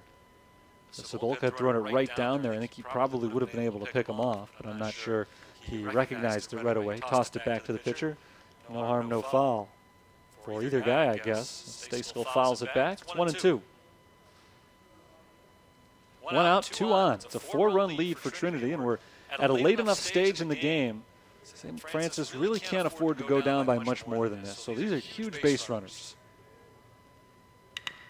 Ground ball left side, picked up by the third baseman Tesh. Quick throw to second for one. The relay is in time. Great turn by the Fighting Saints. Beautiful infield defense, 5-4-3. And the inning is over on the twin killing. It's time to stretch here at Joliet, Route 66 Stadium. 8-4, Trinity Christian has the lead.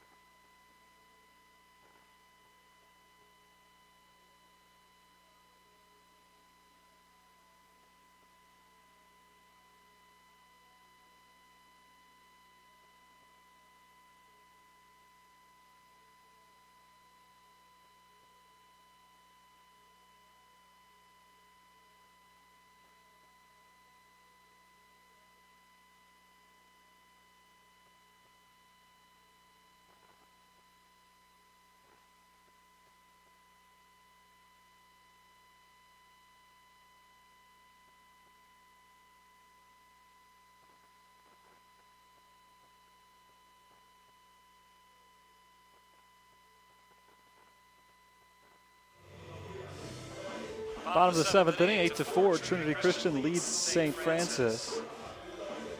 New pitcher, new shortstop for Trinity. Got confirmation on the pinch runner last night. I couldn't tell who it was, but it was Alex Gerhardt pinch running for the shortstop Austin Wood. He stays in the game. Gerhardt is now the shortstop. New pitcher for Trinity is right-hander Josh York.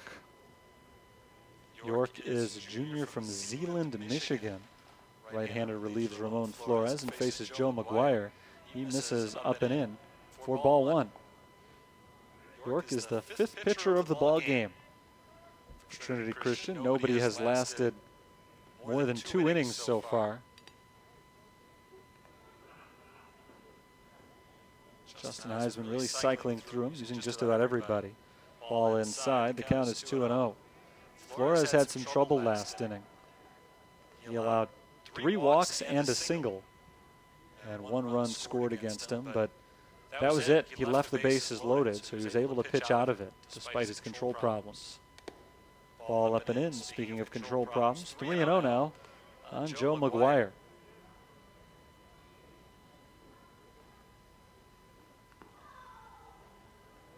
It's McGuire, Farron, and Tesh, the 3, 4, and 5 batters, due up this inning for St. Francis. they could use the offense as McGuire takes ball 4 downstairs, the 4-pitch walk. Way to greet Josh York here. A lot of walks in today's game. Trinity Christian has now issued 5 of them for the game. 4 have come since the start of last inning. St. Francis has also issued 5, plus 1 hit by pitch. There's also been 1 St. Francis batter that's been plunked by 1. Anthony Farron's had a quiet day. Now would be a good time for him to speak up as he takes a ball low and away. 5 straight balls thrown by Josh York. Hasn't found one in the strike zone just yet. Here's the 1-0 to Farron. Up over his head. It gets away from the catcher Thole, and McGuire advances to second base. 2-0 on Farron. York has not come anywhere close to the strike zone yet. And now there's a man in scoring position. The double play is out of order. Things are starting to look up for St. Francis, who entered this inning trailing by 4 runs. Still down by 4. They've been down by as many as 5 runs in this game. They've led by as many as 3. 2-0 the count. And the pitch to Farron. Up and in, ball 3. Anthony Farron is 0 for 3 in the ball game with an RBI. He and Josh Tesh, the next batter, are the only 2 for St. Francis not to have reached base today. They're 4 and 5 hitters. Everybody else has been on. Josh York, coming into today's game, had walked 5 batters in an inning and a third. So this is not necessarily anything new from him, but he's not found the strike zone once. He misses down low again. 8 pitches, all of them balls. 2 on, nobody out for St. Francis. This is only the 3rd appearance of the year for York. 47.25 ERA, and that's 7 runs allowed in an inning and a third. He's only allowed 3 hits, but again, 5 walks. 1 strikeout for York coming into today's game. He could use one of those right here, or ground ball would probably do him a little bit better. Josh Tesh, who started a double play defensively last inning, takes a ball outside. 9 straight misses from York. Tesh is 0 for 3, a couple of flyouts and a strikeout. Like I said, made that nifty defensive play in the top half of the 7th. Started a 5-4-3 inning ender. 1-0. Up high for a ball, 2-0. A week ago at this time, Trinity Christian was still fighting potentially for a number 2 seed in the CCAC tournament, but they lost 3 out of 4 games, and that was off the table. Now they're trying to hang on to the 4 seed. There's a called strike. It's 2-1. They'll be playing in a 4 versus 5 game on Friday, presumably against Robert Morris. And the biggest question then is who's 4 and who's 5. Swing and a miss. Tesh chased one up high. It's 2-2. York finally threw a strike after 10 straight balls. And then Tesh looked like he helped him out with a 2nd consecutive strike. 2-2, 2 on, nobody out. York could use a big out here. There is a right-hander throwing in the bullpen down the right field line. So Trinity, you would think, would have a short leash here on Josh York if things continue going apace. Tesh strikes out swinging. No, did he tip that ball? He tipped it. The bat stays alive. Just got a piece of it, clipped the dirt before bouncing away from Josh Thole. The at-bat goes on. Josh Tesh, 2 balls and 2 strikes. John Peterson stands in the on-deck circle. It's McGuire at second, Farron at first. In the case of Anthony Farron, it's his first time on base today. And on senior day, you could see him have an impact here offensively as Tesh hits a sharp grounder right to the shortstop. Flipped over to second by Gerhardt for 1. Caceres' relay throw is not in time. Tesh just barely beats out the relay throw to first base. McGuire advances to third. They're at the corners, 1 out. And the batter is John Peterson. Josh Tesh extended his hands at the end of that play to indicate to the umpire that he was safe. I'm sure the base umpire appreciated the help. I've never understood why guys do that. The umpire is going to make the call one way or the other regardless. You actually slow yourself down as a runner by putting your hands out that way, and in a play as close as that one, Tesh almost hurt himself by doing that, but he was just barely able to beat out the throw to first base. Peterson singled his last time up. He takes a strike here, 0-1. So Josh York has started to find the strike zone with a little bit more consistency.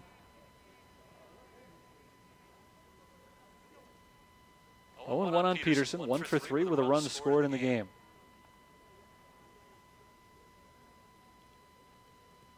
Next one bounces in. Tesh takes off for second and makes it in standing up. So there's a wild pitch thrown by York. Just after I said he's starting to find the strike zone. He loses it entirely on that pitch. That takes the double play out of order. Only at first base is there a force right now. A base hit could cut the lead in half. 1-1 on Peterson. Ground ball to the shortstop. Gerhardt gloves it. The run scores. The throw to first is in time. It's an RBI ground out.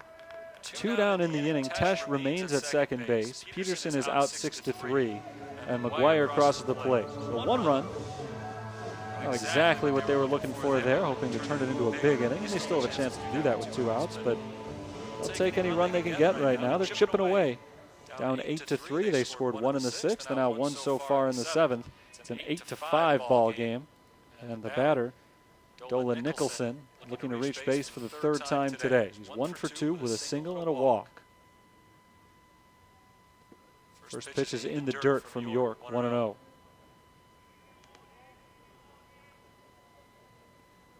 It was 3-0 after 1 inning.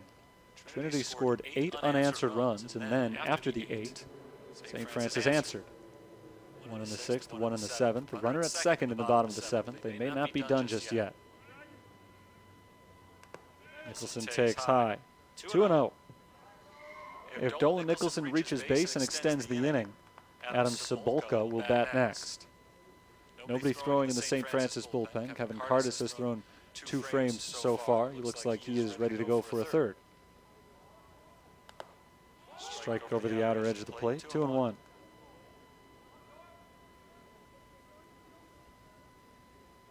Saints have left 4 runners in scoring position over the last 3 innings. They would like to avoid doing that here. Nicholson trying to drive Tesh in from second base. Time called by Nicholson before the 2-1 offering.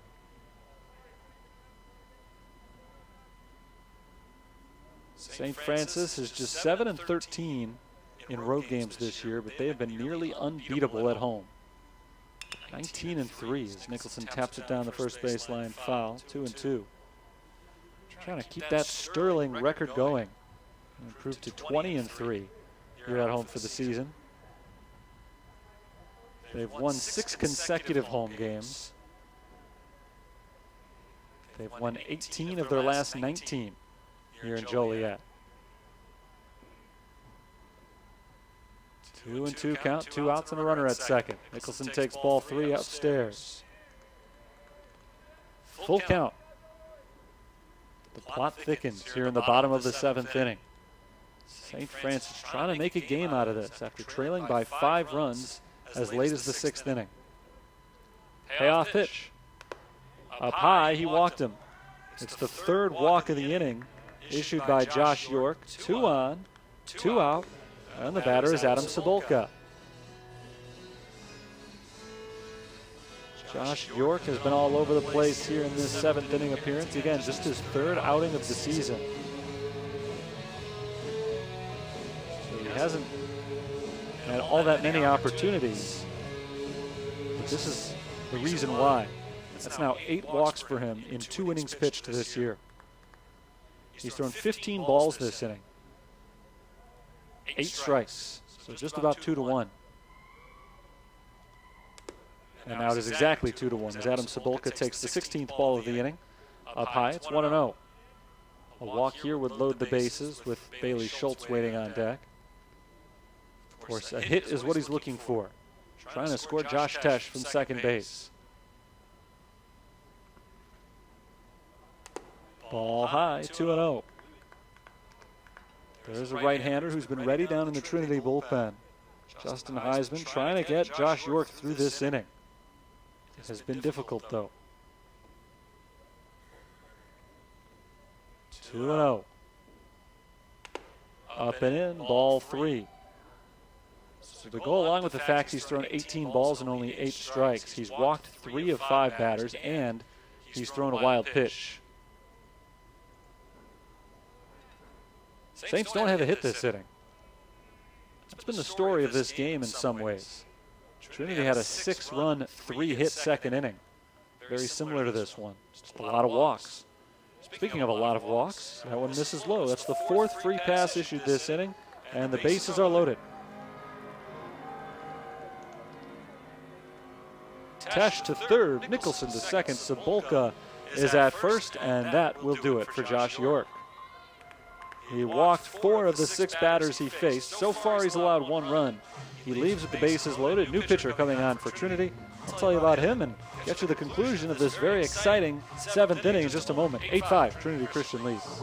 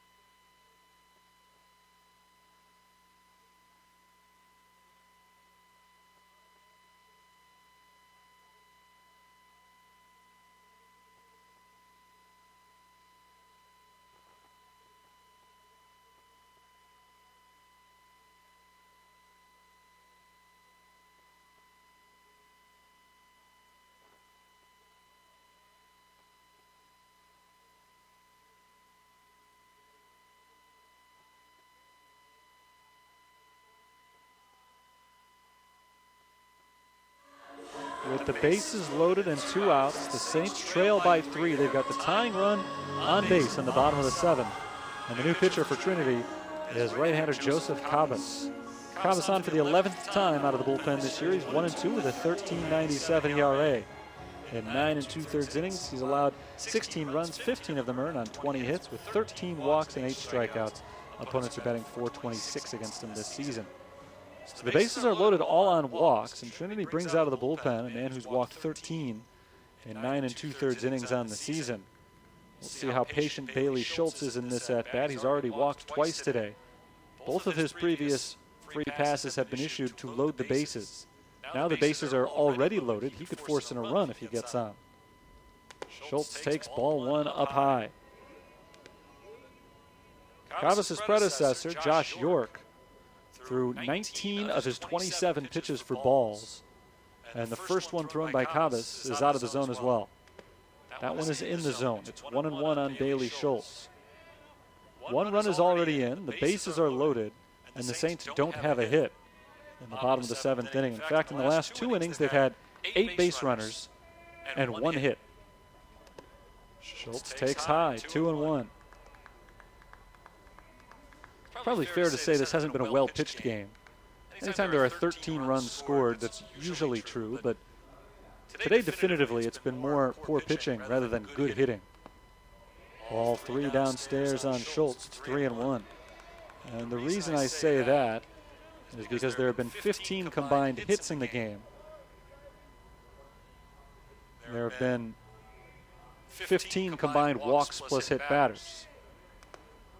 And there's a strike high in the zone on Schultz. He thought he had forced in a run by taking ball 4.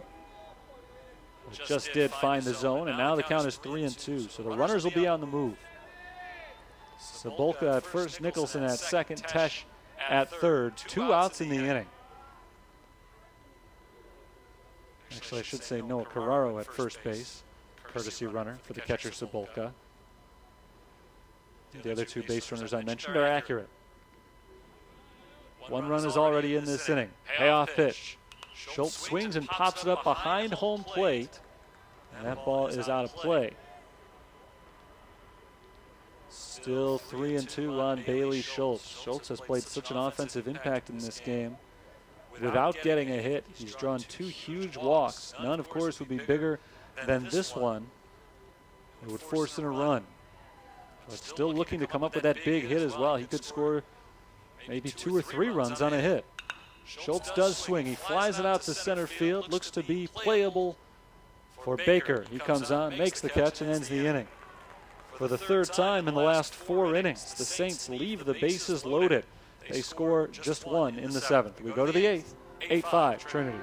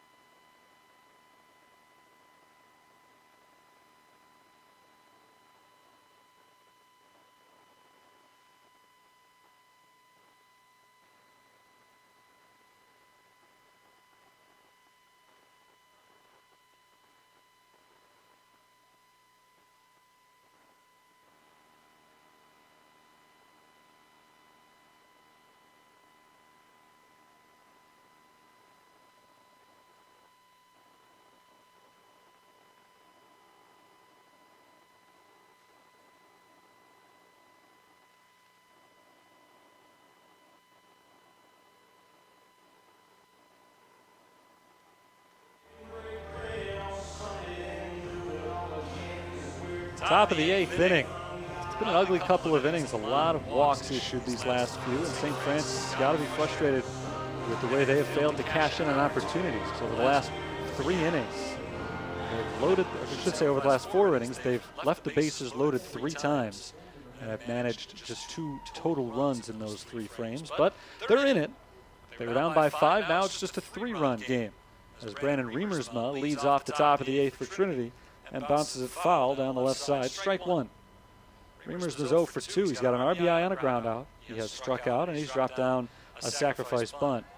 The Trinity Christian designated hitter is facing Kevin Cardis for the 2nd time.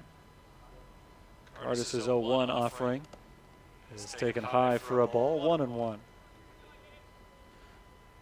Cardis came on to start the 6th inning. Gave up a run in the 6th, actually 2 runs in the 6th on 3 hits. A little bit more effective in the 7th. A walk and a hit allowed, but no runs. He misses high. 2-1 on Riemersma. Riemersma's at bat against Cardis was the one that resulted in the sacrifice. This is the first time they've really gone head-to-head. 2-1. It misses low. 3 balls and 1 strike. Riemersma, and then the top of the order, Herzog and Baker do up this inning for Trinity. 3-1 pitch is drilled out to left field. That's a base hit. Riemersma is on base for the first time today. And now everybody 1 through 9 in the batting order has reached base at least once for the Trolls. They've got their leadoff man on for the 3rd consecutive inning. Here's Sam Herzog. Herzog is 1 for 4 with an RBI triple. He has reached on an error and scored 2 runs in the game.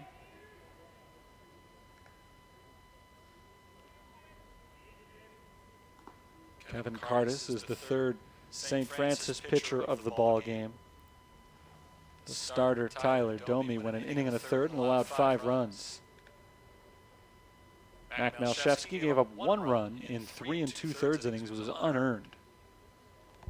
Kevin Cardis has been out there for 2+. There is a right-hander warming up at the bullpen right now for the Fighting Saints.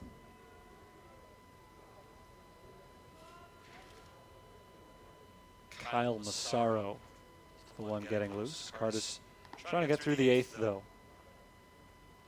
Sam Herzog was ready to go. Runner at first base is Brandon Riemersma.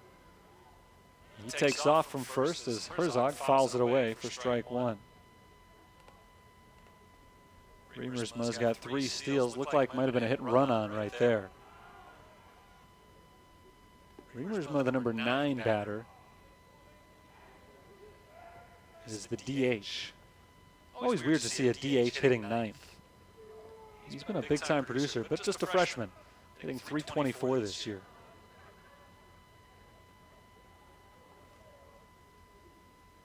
Swung on and fouled away to the left side. It's 0-2 on Sam Herzog. Herzog hitting just .267. That's the lowest among starting players for Trinity Christian. However, he's drawn 31 walks in 40 games coming in. So a very strong on-base percentage of .452. Doesn't get a ton of hits, doesn't hit for any power, but he finds his way on base. Ball outside, 1-2. Of his 28 hits this year, only 4 of them have gone for extra bases. Actually, I should amend that to 5 because he had that triple in his last at-bat. Just his 5th extra base hit in well over 100 plate appearances this year.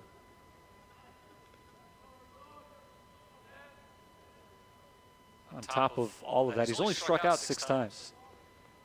His walk-to-strikeout ratio is greater than 5-1. That's value. There's a fly ball into shallow center. Coming on hard is Bailey Schultz, and Schultz makes the catch. Throws it back to first, but no chance to get in the double play. Schultz misjudged that ball a little bit off the bat. Initially, looked like he was going to trot in slowly for it, and then he turned on the jets at the last instant when he realized it was hit a little bit more shallow than he expected. No problem, though. He was able to get there in plenty of time. 1 out, 1 on. Here's Baker. Chris Baker is 1 for 2 today with a single and a strikeout. He's walked twice. He takes ball 1 to open this at-bat. Senior day here in Joliet today. Dustin Krob was honored before the game, a transfer who's playing in his first year with St. Francis, and his last, or 2 years rather. He's been here. Fouled away to the right side, 1-1. Anthony Farron, a 4-year star for St. Francis, enjoying far and away his best year this year. He's been in the lineup. The other 2 seniors who were honored before the game have not and will not appear today. That's Michael Queerum and John Reardon, a couple of pitchers. Well, I guess it's possible we could see either one of them bat at some point in the game, Queerum especially. Queerum has been a third baseman at times this year. Reardon was an infielder his first 3 years here, but I don't think we've seen him play in the field at all during his senior season. But both of those guys not going to pitch today. They're getting ready to pitch this weekend in the CCAC tournament, starting right here on this field on Friday. Baker takes the ball high, and the count is 2 balls and 1 strike. We're in the top of the 8th inning. Trinity Christian leads 8-5. There's a runner at first with 1 out. Pace of this game has slowed down greatly. We've got a pretty good clip early on. But a lot of free base runners these last few innings, primarily on the other side as Baker flies it out to left field towards the line. It's playable for Dolan Nicholson, who moves to his right and makes the grab. 2 away. I think the reason the game has slowed down so much is because when St. Francis has been hitting these last 2 innings, they've taken 7 walks. Trinity Christian has not done the same offensively, as Kevin Cardis has been in and around the strike zone primarily. But Cardis is a pretty slow worker. But it's worked for him this inning as he's recorded 2 outs. No runs have scored. Reamersman is over at first base. And the batter is Jake Thole. Thole, the right-handed hitting catcher, batting for the 5th time. He's 2 for 4 with 3 RBIs. He pops it up foul and out of play for strike 1. He's been the big hitter in today's game for Trinity. He's come up with clutch hits, huge moments in the game, most recently in the 6th, when a 2-out RBI single extended the Trinity lead to 8-3. Of course, it's at 8-5 right now after St. Francis has been able to tack on a few. Thole pops it up, shallow right field, towards the line. Schoonover comes in, gets to the spot, makes the catch, and ends the inning. Every outfielder got a play in the inning for St. Francis. Flyouts to center, left, and to right to end it after the leadoff single. Reamersma stranded at first. We head to the bottom of the 8th. Saints trail by 3.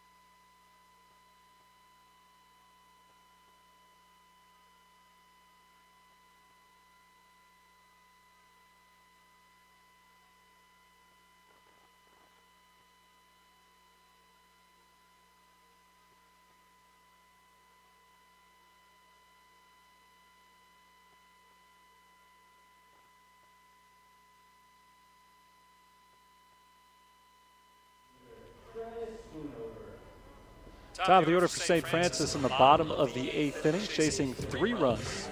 8-5 is the score. Joseph Cabas is the pitcher for Trinity Christian. He came on with the bases loaded and 2 outs in the 7th, got Bailey Schultz to fly out to center field and did not allow any runs. Now he gets to start an inning, and his first pitch to Schoonover is fouled away for strike 1. Travis Schoonover is 1 for 3 with a single, a walk, and a run scored. Twice in the ball game, he has batted with the bases loaded. 1 run scored his last time up. That was not an RBI because it scored on a wild pitch. Fouled back. It's 0-2. Saints have had a lot of base runners lately. Not a lot of success off of that. They've left 9 men on base over the last 4 innings. Stranded 3 men in the 4th, 6th, and 7th. Next pitch bounces in. It's 1-2 on Schoonover. Schoonover, Wolf, and McGuire are due up. If anybody reaches, Anthony Farron will get the next chance. Joseph Cabas into the windup. 1-2 is swung on and lifted out to left field. Lazy ball for Sam Herzog. He's able to make the catch. An easy out, number 1 here in the 8th. Cabas has retired both men that he's faced. Here's Jonathan Wolf. Wolf is 0 for 2. He's grounded out twice. And then for Dustin Crowe, just about halfway through this game. Maybe a third of the way through the game. Crowe went 1 for 2, and now Wolf is getting his 3rd at bat.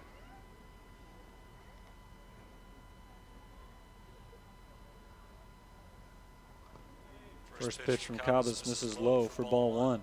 Cabas' big problem, I mentioned it last inning, 13 walks in 9 2/3 innings coming in. He'd also allowed 20 hits, so 33 base runners in 9 2/3 innings, averaging more than 3 per innings pitched. Wolf flies that ball into left field deep. Herzog backs up in front of the warning track. He pulls up now, backs up a few steps more, and makes the catch on the warning track as he falls to the ground. Not a pretty play by Sam Herzog, but in the end, an athletic one. As he misjudged that ball several times, sprinted back. I think he may have lost it in the lights, but he found it when he needed to.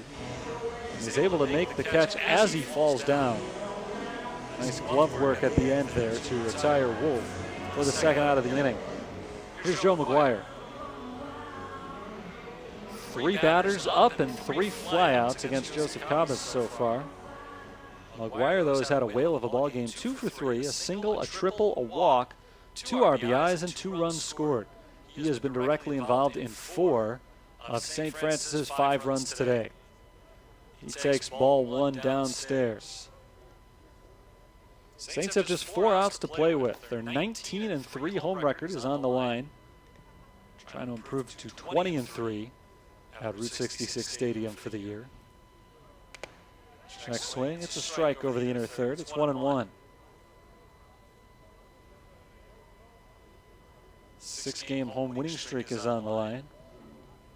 A loss would drop them to 20-9 in conference play this year. They'd still be the number 2 seed in the CCAC tournament opening up this weekend. Fouled back by McGuire. It's 1-2. Conference championship game is 1 week from tonight on this very field. Saints would love to be a part of it, as would Trinity Christian. Potentially 1 week from tonight, I should say. Could end on Tuesday, depending on how things shake out. Ball outside, 2-2. 2 outs, nobody on base. Joseph Cavas is looking for the third 1-2-3 inning of the game for Trinity Christian pitchers. He's the 6th pitcher to throw today for the Trolls. 2-2 on McGuire. Righty versus righty. Pitch on its way. Up and away, ball 3. Cavas does not want to let McGuire on base. Very dangerous Anthony Farron is on deck. They would love to see him come up with the bases empty in the 9th inning. McGuire bidding for his 4th time on base today. It's a full count. Payoff pitch. Up and in. Nope, strike 3 call.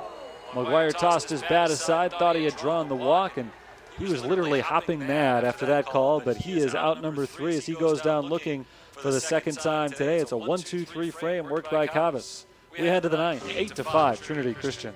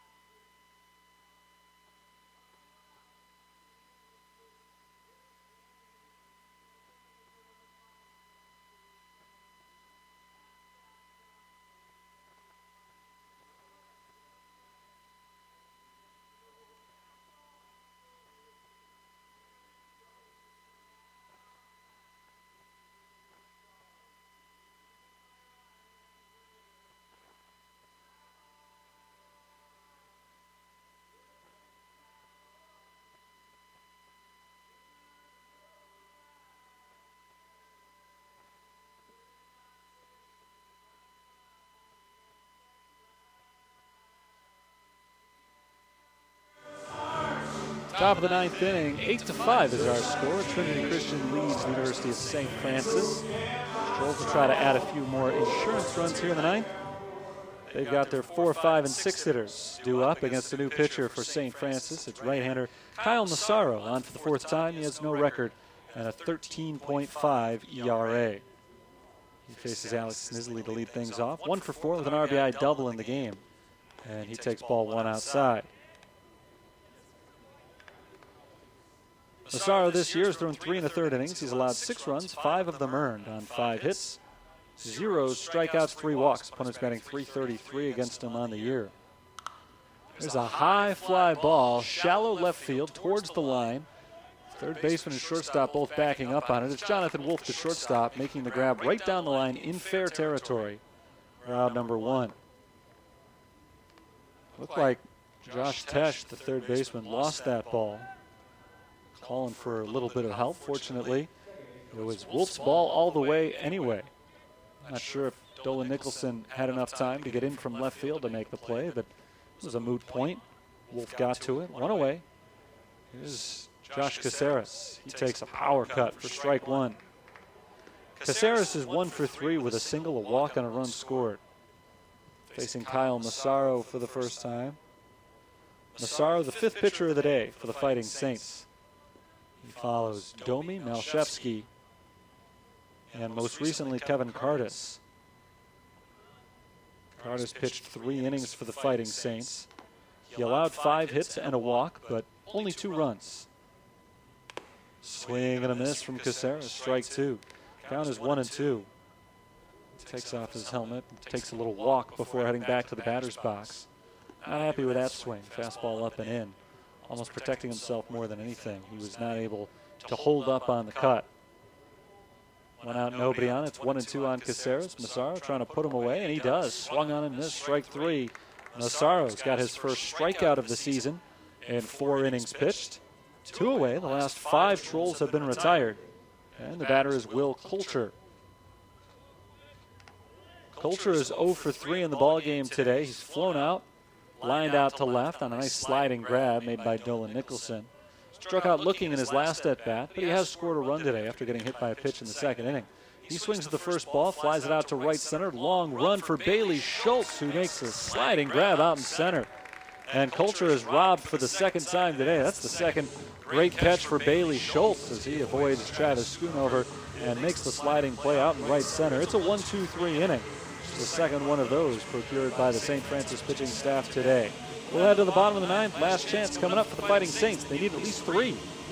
Trailing 8-5.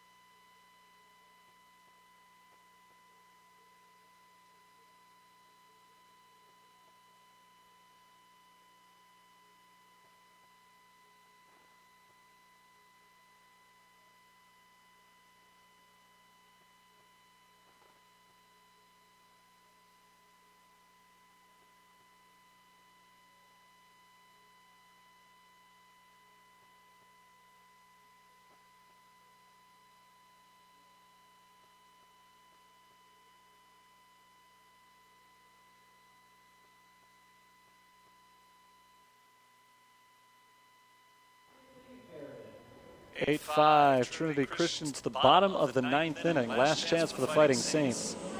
Anthony Farron, Josh Tesh, John Peterson due up against Joseph Cabas, who's pitched an inning and a third so far and has only faced 4 batters. 3 flyouts and a strikeout. He has not let anybody reach base. Anthony Farron trying to be the first as he takes ball 1 low. Farron is 0 for 3 today with an RBI ground out, a couple of pop-outs, and a walk. He swings and foul tips it. It's 1-1. Farron's 0 for 3 performance today has dropped his batting average for the season below 400. The first time that's been the case in quite a while. He was hitting up around 450 for much of the season, but has gone through just a bit of a late season slump. The 1-1. Misses high. It's a ball. 2-1. Saints would love a leadoff base runner here. They've gotten a lot of help from the Trinity Christian pitching staff today with walks, as Farron walks over to the on-deck hitter Josh Tesh and trades bats with him. So a new stick for this 2-1 count.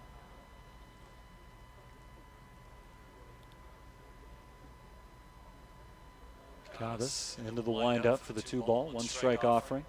Swung on, popped up, shallow right field. Caceres goes back. Coulter comes in, calls off the second baseman, and makes the catch. 1 away.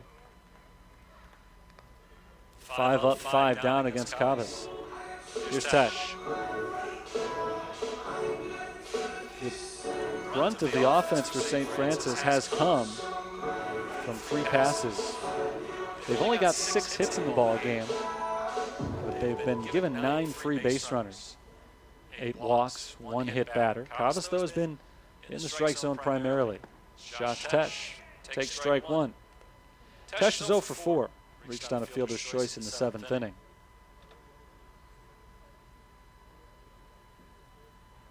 The 0-1 offering. Swung on and hit in the air, high in the air, shallow center field. Coming in is Baker. Baker calls off Caceres and makes the grab. Twice in a row, Caceres has gone a long way out. Called off by an outfielder and allowed him to make the catch. 2 down. 6 straight retired by Cavas, and the Saints are down to their final bullet here.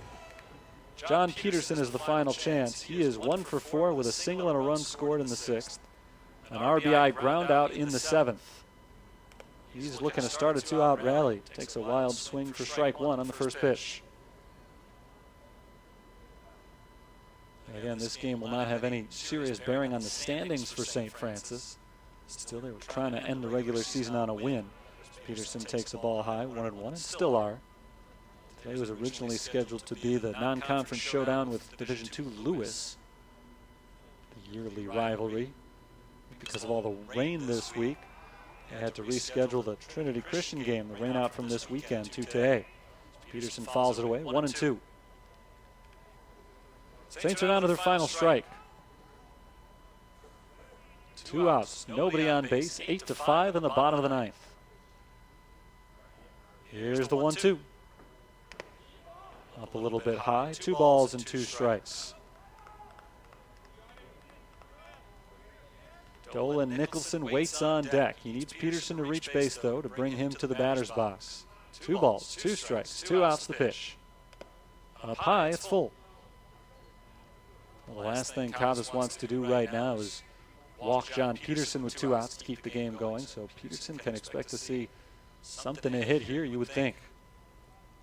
Payoff pitch, righty to righty. It's in the zone for a called 3rd strike. Peterson drops his head in frustration as the game comes to a close. Trinity Christian comes to Joliet and knocks off St. Francis by an 8-5 final score. And how about the work of Joseph Cavas out of the bullpen for Trinity Christian? 7 up, 7 down. He really slowed down the offensive attack after the Fighting Saints were knocking on the door inning after inning. Couldn't quite break through as they drop this one to close out the regular season. Their record falls to 20-9 in conference, 28-20 overall. 19-4, a fine home season for St. Francis, just not quite able to pick up victory number 20. Let's go back over the scoring in today's game. It looked great to start today for the Fighting Saints as the first 3 batters of the game went single, triple. A 2-run triple for Joe McGuire made it 2-0. He scored on an Anthony Farron ground out. They led 3-0, but then the wheels fell off in the top of the 2nd inning as Trinity Christian got the majority of their offense in that one frame. They sent 10 batters to the plate. Josh Caceres singled, and then not a lot of hitting from that point on. Coulter was hit by a pitch. Wood walked. Blake walked. An RBI ground out for Brandon Remersma. Herzog reached on an air. Baker walked, and that did it for the starting pitcher, Tyler Domi. Out of the bullpen, Mac Malchevsky did some really good work overall, but not right at the start. He came in with the bases loaded, gave up a 2-run single, and then an RBI double before finally getting out of the inning. From that point on, he was outstanding. He ended up going 3 2/3 innings, allowing just 1 unearned run. But the damage was done. Trinity led 6-3. They extended the lead to 8-3 in the 6th inning as Liam Blake singled and scored on a Sam Herzog triple. Herzog was brought home by a Jake Thole RBI base hit. Score was 8-3. Saints added 2 more runs, 1 in the 6th when they loaded the bases on a single and a couple of walks. An RBI ground out scored a run that made it, a wild pitch scored a run that made it 8-4, and then they made it 8-5 in the 7th thanks to 3 walks and then an RBI ground out. That made it 8-5, but they left the bases loaded in the 4th, 6th, and 7th innings and did not have a base runner in the 8th or 9th. Trinity Christian came out victorious by an 8-5 final score. Our totals in this one, For the visiting Trolls, 8 runs, 10 hits, no errors. For the home team, the Saints, 5 runs, 6 hits, 1 error. Winning pitcher out of the bullpen today for Trinity, their second pitcher, Mike McIntyre, improves to 5-1 on the year.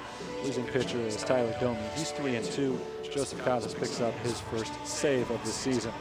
Trinity with the win improves to 27, 18-1 on the season, 18, 10-1 in conference. The Saints 28-20, 20-9 in CCAC play. And that does it for the CCAC regular season and the regular season in general.